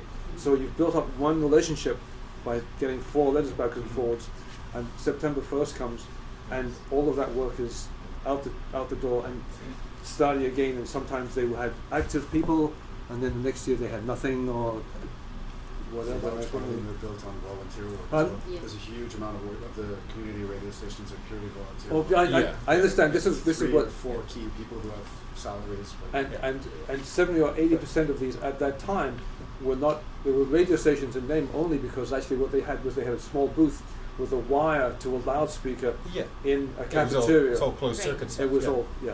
It wasn't. I mean, gee, when I was going to Centennial College, it was they were basically an old munitions factory down in the east end of Toronto, and we just had our own little studio and some offices there, and that was it. But there wasn't any. Then there was interesting stuff going on, like programming and that kind of stuff, but it wasn't broadcast to the community. But that's where I sort of hooked up again with the fellow whose show I ended up taking over after a while, David Skur, who was again very instrumental in getting difficult music, shall we say, on radio. Just doing a free form kind of program. A lot of different things would happen. Because this of course leads into Darren's May series with the overlap between radio Upload and this things tracks for you. wireless. Oh, great. Okay, that's good listening. Thank you. Thank you. Okay, Mike, Kevin, thank you. This has Well, thank you. been interesting. I'm gonna have to go into. Oh, thanks, John. Okay, take care, Dennis. Yeah, Thanks take for care. coming. Yeah, see you there. Yeah. So we'll have to bring everyone back to the other That game. was very interesting. Jeff, we'll be in touch. Thank you all. You don't have to go. Well, I'm motioning that we adjourn for the day. How many times? No, the second I said you didn't have to. I said you didn't continue. have to go. I just said. Oh, St. John's too. How do you get from Hamilton to St. John's? But then I come back here actually Really, through. from Hamilton, you can fly from Hamilton to Halifax? No, first. Interesting. Oh, okay. I just was curious. Yeah, we got it in Pearson and then Halifax. On the way back. Well, good luck with the weather.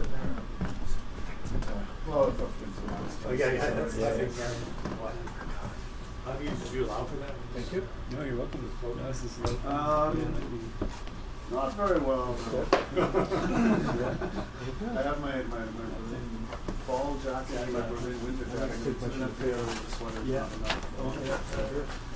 I was only US once when it was like I got my full-track contact tape from the guy at Pixar 30 degrees in San Francisco. If you like, I could send you the like in a couple No, hours, it's and digital. that's where you don't, Okay. you don't touch Yeah. anything. the But I He could never did believe how in cold it was. Finland. Because just like the little breeze goes by your face. I remember going there for the first time in the summer. One to go around parking meters the there. well. Yeah, Let's go there. I bought contactor and decided to use it. Oh yeah! 4 or 5 years after, I was told that Well, I was, when I was there, it was in the storm or we anything, would which is like send out cold. the DVD, the CD with the To files be on in it. a, So I think they've become aware that there's no one's going to try and produce a commercial recording of contacting 4 channels. So I think that's good. If there was a sidelight to Altophonic when it was played in Montreal. Oh yeah, I wish I'd gone to that. It was really quite astounding. This directed. what? No, this was one done by Took 3 hours. they had four from the audience sat in a circle. The first performance they sat facing outwards, which was a mistake, and then they turned the chairs on so you get to hear it. And while the sounds individually, well, if you've got the kind of storage space, I altered mean, my that's, brain, I think synthesize it's the having sounds. where to put stuff. Somehow when you had 8 channels I of mean, this, the ownership is another. it wasn't 8 secondary channels issue. of ordinary, it was, Personally, I have no idea what kind of issues. actually goes on that. Yeah. Well, that's the thing with spatial. It would be very easy to get it to 8 channels of 32 minutes of yuck. But you're saying though that this, by placing these sounds in different spaces or different places in space. It was point source. There's 8 channels Yeah, point point source. source. Yeah. But there's something about that. A lot of the subjects that that is come up again to fascinating you because really think the and go, quality, something about the quality of his hearing that he can assess this and okay, it's nice to have he that was able to music conceptualize element, but I all still of what think, happened when you do this. to have a real archive of everything. And we sat there and we went, oh, another Stockhausen piece. Or even during that period. Everyone walked out the room. 55 to 80 is very difficult, except for people. We know these synthesizers, but he was able to go. What happens? There was something. Because I don't think at the time. I mean, he remembered A Space. I mean, I remember that. Bon, I totally, thank you. For some reason, it's not permanent memory, but I have a certainly CD side. Told me to stop stealing music from people. No. That was the devil's. sort of takes multiple.